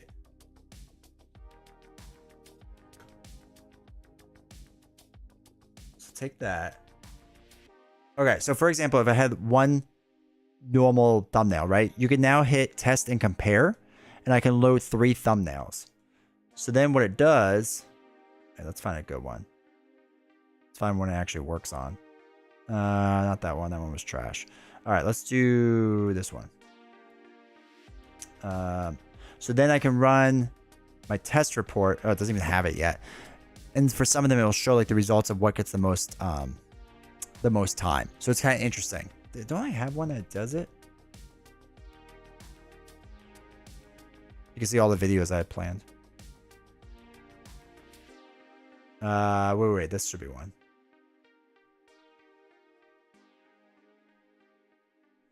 Does it not have it? I used to. What one had it?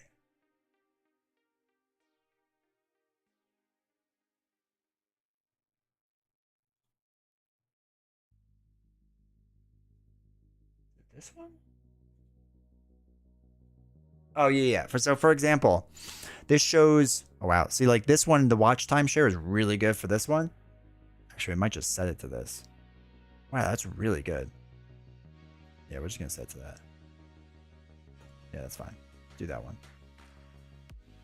But yeah, so then it just edits it to whatever one it is. So anyway, that is really nice to have now, so that you can run several different ones and see how it does. And it's on mine. I'll be using it next video. Just try one. Oh wait, Lord Havoc, where are you? There you are. Okay, so you ready, chat? This is what I want you to do. I want you to tell me what thumbnail catches your eye first. I already know for me, but which one catches your eye first? Be gentle, they suck. No, we're gonna rip you apart. Just kidding. Everyone, be nice. But I'm not the demographic that watching a video because of YouTube videos, so I can't speak to that target their audience. I agree. I watch a few stand comedians that have crazy faces of comedians. I hate it, but I like the content. I would like a D20 Poggers emote. We used to have one, I thought, but okay. So, off topic, but do you think we will get in the Spider-Man box? God, I hope so. Also, welcome Angus.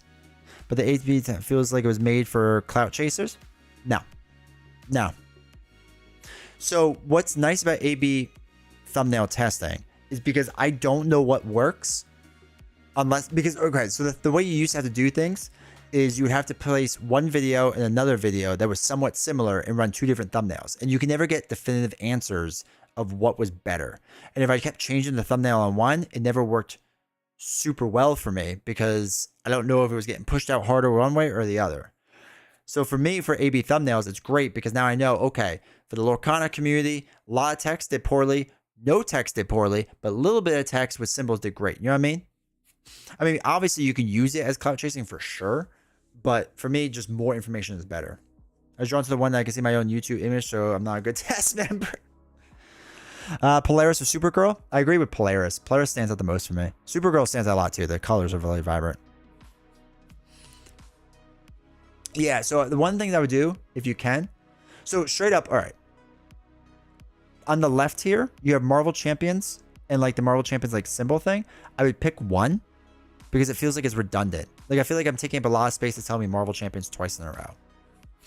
And I don't know if it makes more sense. And there's a lot of black space. So I don't know if in the background you could have like this Marvel Champions photo more faded out and then put like your giant image on top of it or something like that. I'd have to see how it would work. You know what I mean? A fun title. Honestly, thumbnail could be something small that entices you, or maybe the gamer logo. I feel like all right, so if you were to look at a thumbnail, what would signify Marvel Champions for you? I think you use both images to fill in the vertical space. Yeah. But I feel like if you're doing Lord, when you use custom content, you usually use like a regular thing too. So like this is Moon Knight versus Claw, right? So I don't know if it makes more sense for like the one side to be the villain that like people would recognize. So like, okay, so like for this one is Moon Knight versus Claw, right? So Moon Knight would be the custom content image, which is fine, but I need something that lets me know it's Marvel Champions. And I don't know if putting up the Claw image would help with that. My earlier ones did that.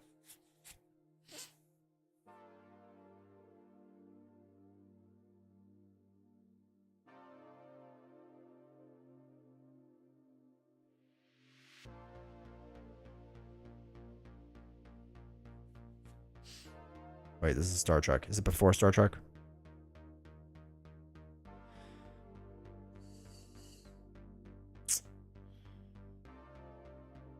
I would still use like, so if you're playing Kraven versus Captain Marvel, I'd be tempted to put in a giant Kraven image in Captain Marvel and try to remove as much black space as you can.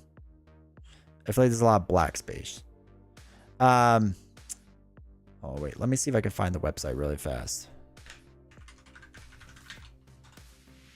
YouTube thumbnail comparer. Is this what it is? So for example, is this, I think this is the image. Wait, can I steal your thumbnail?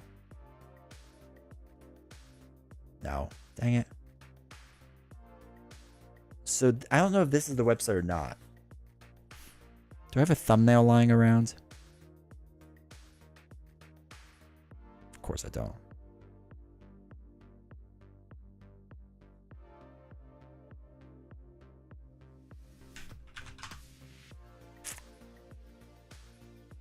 Oh, let me download this really fast.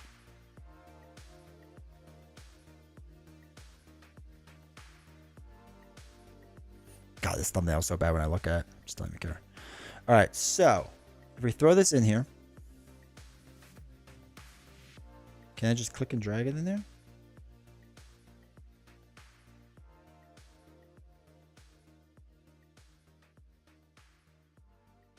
Okay.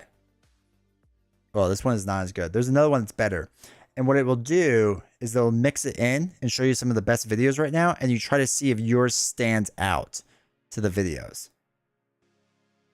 I don't like how they did this one though. Oh, wait. Shuffle. Shuffle. Shuffle. Shuffle. Shuffle. Stop making it the top 3. There we go. So I use websites like this a lot to see like, where does my eye get drawn?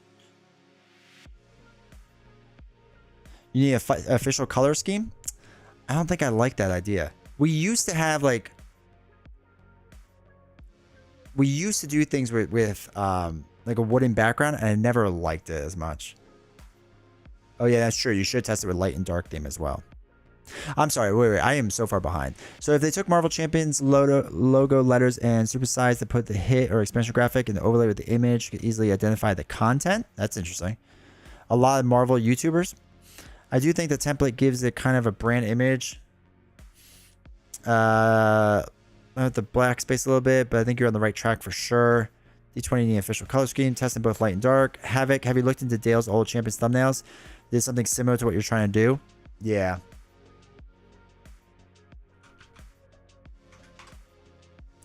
So Dale had a very kind of basic thumbnail style that was pretty decent.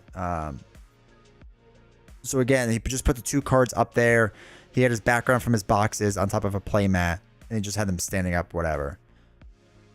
I always thought Dale had a lot going on in his thumbnails. Like there was a lot of color coming at you.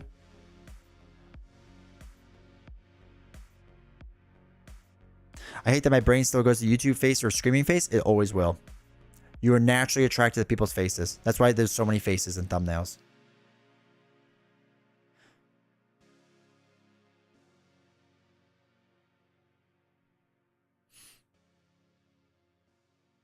You will always be attracted to Pogger face. But yeah. It is a fun exercise, though, in general, to see what you get drawn to.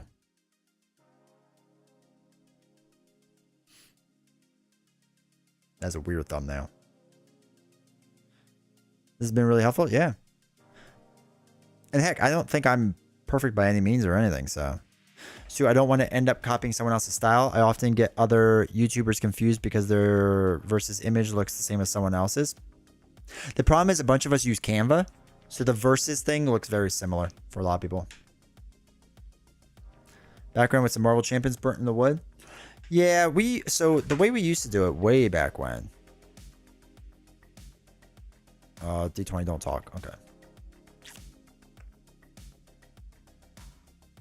All right, so way back when, it was putting, God, this is so rough. It was putting like something like this, right? And the problem with this is that the image is too small, in my opinion. Like this image blends in and it just doesn't look great. This one, I should have done this left side bigger, but the big red arrow catches your face and obviously my face catches it. But yeah, I hate how small these images were. The verses should have been tighter on it. And Marvel Champions logo didn't have to be on it. It doesn't really help. It doesn't really do anything. But yeah, my theming in the background was all wood. But the problem is wood is so muted that you like when you do it comparing to other things, like it never pops out. So I would like a theme idea, but I just don't know how it would work with wood. And then I do so many different types of videos, I don't know how it would work out. And you can tell when I first started experimenting with like Canva, I thought the red expert campaign would work well. It did not. Fail. This is thumbnails when browsing through individual channel library. Yeah, it did not do well on YouTube. But they just would not. Wow, there's a lot of older ones. God, I thought that was gonna be a good video and it wasn't. Yeah. And then yeah, then I started switching to these and they started doing better. And then this was my versus style. So I do this for a lot of my versus ones. And obviously, again, versus 1.5K versus before that was at 570. That was a good one. 1.6, 800, 400, 600. All right, 1.1K. That one did well. But they just started doing better after that, in my opinion. I was hitting over 1K a lot more frequently. I think, is that what we still do for versus or did I change it?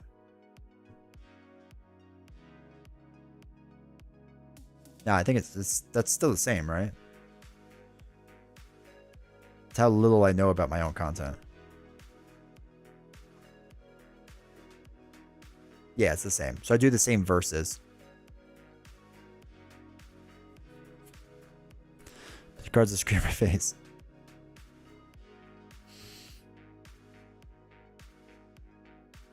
Ugh. Okay. It's enough staring at my own channel. My last 3 vids were just the click rates were up there. That's awesome. How much of that increase was due to overall traffic increase or just reach? But how much of that increase? No, it was an increase. It was for sure an increase. The second I switched, it started increasing more. My older videos started doing better. I remember doing this with my wife because she was the one that told me I need to stop doing the wood background because it looked like terrible. And I was like, okay. So we experimented with what she told me to do with that versus thing. And I was like, it's not going to be good. And it was. It was better.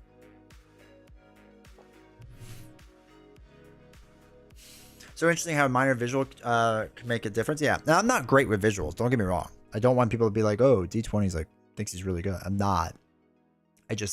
I've done it an old way. I've done it a lot of different ways. And it just, some ways work better. I don't know. And I think the way most people do, and here's the thing with the face too, I think that's how most people do branded color things. Because obviously like Mr. Beast is the gold standard, right? And he has no real, like, where's this thing? He has no real color scheme. His color scheme is his face, right? Like, that's it. And we can all be like, oh my God, this Mr. Beast stuff or whatever. But like, stuff works. He's really good at what he does. He's really good at what he does. But he has really high contrast on himself. Like, his teeth are stupidly white. But he uses the same font. But yeah, anyway, his face is his image, right? And that's probably something I would have to do at some point, is just put my face on every single one. I mean, it's just, if I was smarter, that's what I would do. I've been really enjoying the for or against videos. I really enjoyed making them. It's been really fun to go back and like go check them out. You know what I mean? I really enjoyed that.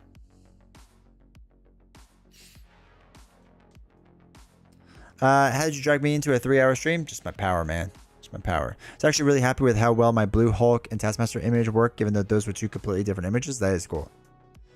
Even the green screen is a big difference maker compared to the old basement background. Dude, the old basement background was so good. It was so goated. And there was like no light in there. Like now it has a lot more light, but there's no light and you could see everything against. It was great. They're really funny because I just did a scroll through my YouTube and none of the thumbnails have faces of bright colors. So clear I picked the opposite kinds of things as other people. My thing right now is just Dr. Disrespect drama. So that's my entire feed right now. I can't even read any more of it. Love the for or against, appreciate it.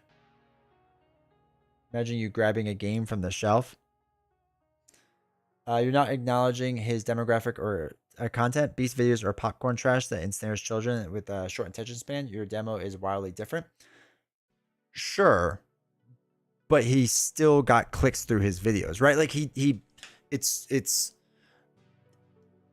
the demographic may be different, yes, but at the end of the day, people still click through his videos, right? Like, to say that his demographic doesn't also include adults, like if I had his adult, even though his adult demographic is very small for his amount of people, it's still way bigger than my traffic. So adults would still click on his videos more than they would click on mine.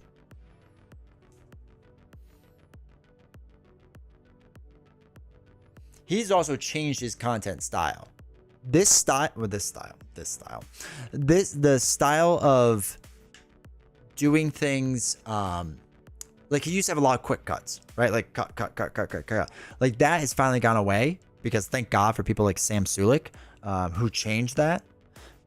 Not by himself. Obviously, there's other content creators that do it too. But that style has become more like popular now, which is so nice. And that stuff will help me, sure. But I still need to get people to click through on things. And at the end of the day, color catches your eye. Idea for your next stream with Nelson and villain and D20. Nelson picks all three heroes. You pick the villain and villain picks the modulars. There you go. People or adult consent that click his videos aren't clicking Marvel Champion streams. Yeah, that's fine. That is fine. So I guess, okay, let me rephrase all this. If we did a whole thing where I had like a color scheme or whatever, I would need to hire someone to do that because I have no idea what. But the problem is I think my content is too all over the place to make sense for one thing, right? Because if I have one scheme for all my reviews, all my versus play, like I don't know how you would get that to work out. You know what I mean? And maybe it's because I'm just not good enough to understand it. He used to have a 5-second cut rule. Yeah.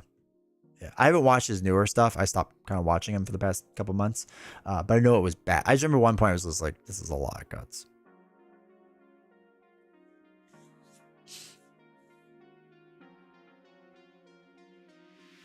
Need to be different between different brands? Yeah.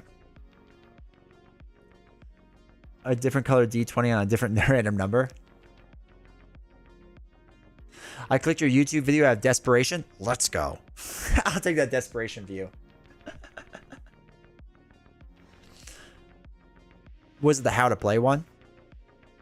That one has stupidly. Actually, I don't even know what the click-through rate is on that anymore.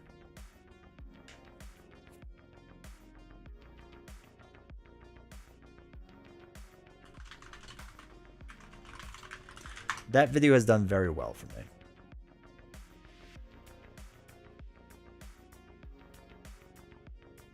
Yeah, the click-through rate of that video is now 3.8 because it's been pushed to 500,000 people.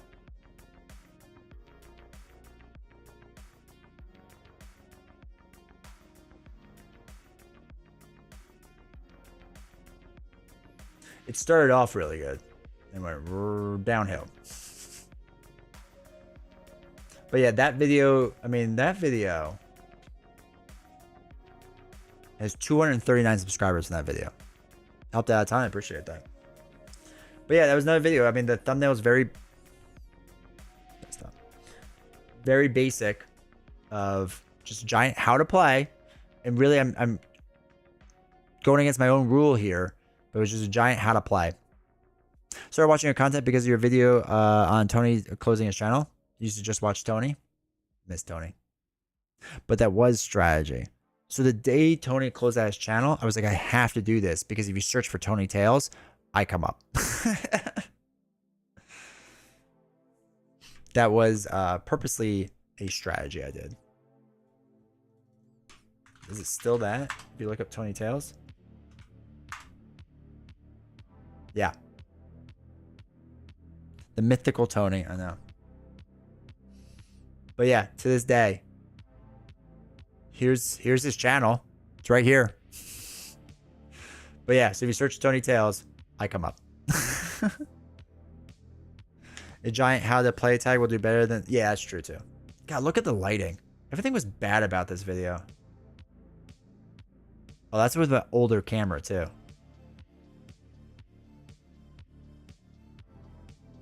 Ugh. Ugh. I hope in a year I look back at this, I'm like, man, this was trash. I just want something to be here. Oh wait, there's this community. Oh, it's interesting. This community post up. So it was 1 year ago. Jeez. Looking like a ghost? Yeah, because I didn't understand color balance. I still don't understand color balance. You kidding me? I just got a better camera. Dale was the man who started it for me. Miss Dale. Maybe one day. Maybe one day. Never say never, right? All right, chat. I did not expect this to be a 3-hour stream. I thought at an hour 40 I'd be done. I don't understand color. The end. Yes, you do. You understand green color. What I really need to do is I need to hire somebody to do thumbnails for me. That's what it really comes down to. And production team. Be really great. Be really cool. Oh, I will say though, hold on, before I leave.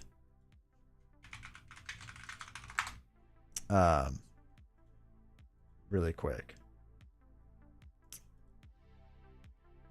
For Lord Havoc. What I was actually kind of thinking of, now that I think about it, is more of how Nelson does things. He used to have it the same image. So like he obviously has a blurred background of something related to it. Hey, there's a really good video. So like this is the apocalypse looking thing. I don't know what that is. This is X23 in the background, right? So like he does like a zoomed in blurred image. And I didn't know if something like that would work or not. But yeah, Nelson and I have, well, he's got a little more of a pattern with like a blurred background as like his thing. But the blurred background changes each time. So, who knows? Agree with every no weight anchor. Theory gets interesting when applied to psychology. I work with designers a lot, like I interview them and they talk to me about color psychology and it goes way over my head, but it's fascinating. It's super fascinating. I wish I understood it better. Maybe one day. Maybe one day I'll understand thumbnails better and I'll figure out what works and what doesn't work. If we were smart, what Nelson and I should have done way back in the day is compare our notes better and more often to see what like works and what doesn't work. But we never did. So that's on us. But we'd probably be a lot closer to the beginning to like the best thumbnail for Marvel Champions. But anyway, maybe next time. Okay, so really quick today. We will be live again Thursday. Novels and I will be playing Unmatched. Sorry, there's something on the screen. We'll be playing Unmatched. Then Friday, we'll be playing Lorcana. So super excited for that. Saturday, I think there's going to be a special stream Saturday. So Saturday should be a special stream. No, not Saturday. Sorry, Sunday. There should be a special stream, not Saturday. I need a night off. Sunday, there'll be a special stream. I believe I'll be doing 3-player on this channel, Marvel Champions. So that should be fun. Hopefully cool. And yeah, I think that's about it. So... No, it is really quick. It is really quick. I need to go to bed. I'm exhausted. Anyway, I appreciate y'all being here. Don't be rash. Thank you for the gifted subs. Chop Power and Darth, thank you for subbing. Appreciate it. Appreciate the dinosaurs. But yeah, thanks for all hanging out. If anyone knows color theory and wants to explain to me how thumbnails should work, or if they have a really good idea for what I should do for each of my thumbnails, I'm here to learn. So I'm always open to that. So anyway, appreciate you all. Guys are all awesome. Appreciate it. You all are awesome. Go support Joshi and Lord Havoc, and then tell them how they can improve their thumbnails. Because we all need help with it. So that the board game community can be bigger than all the other communities would be great. Even though I lost the bet, I know. I got lucky.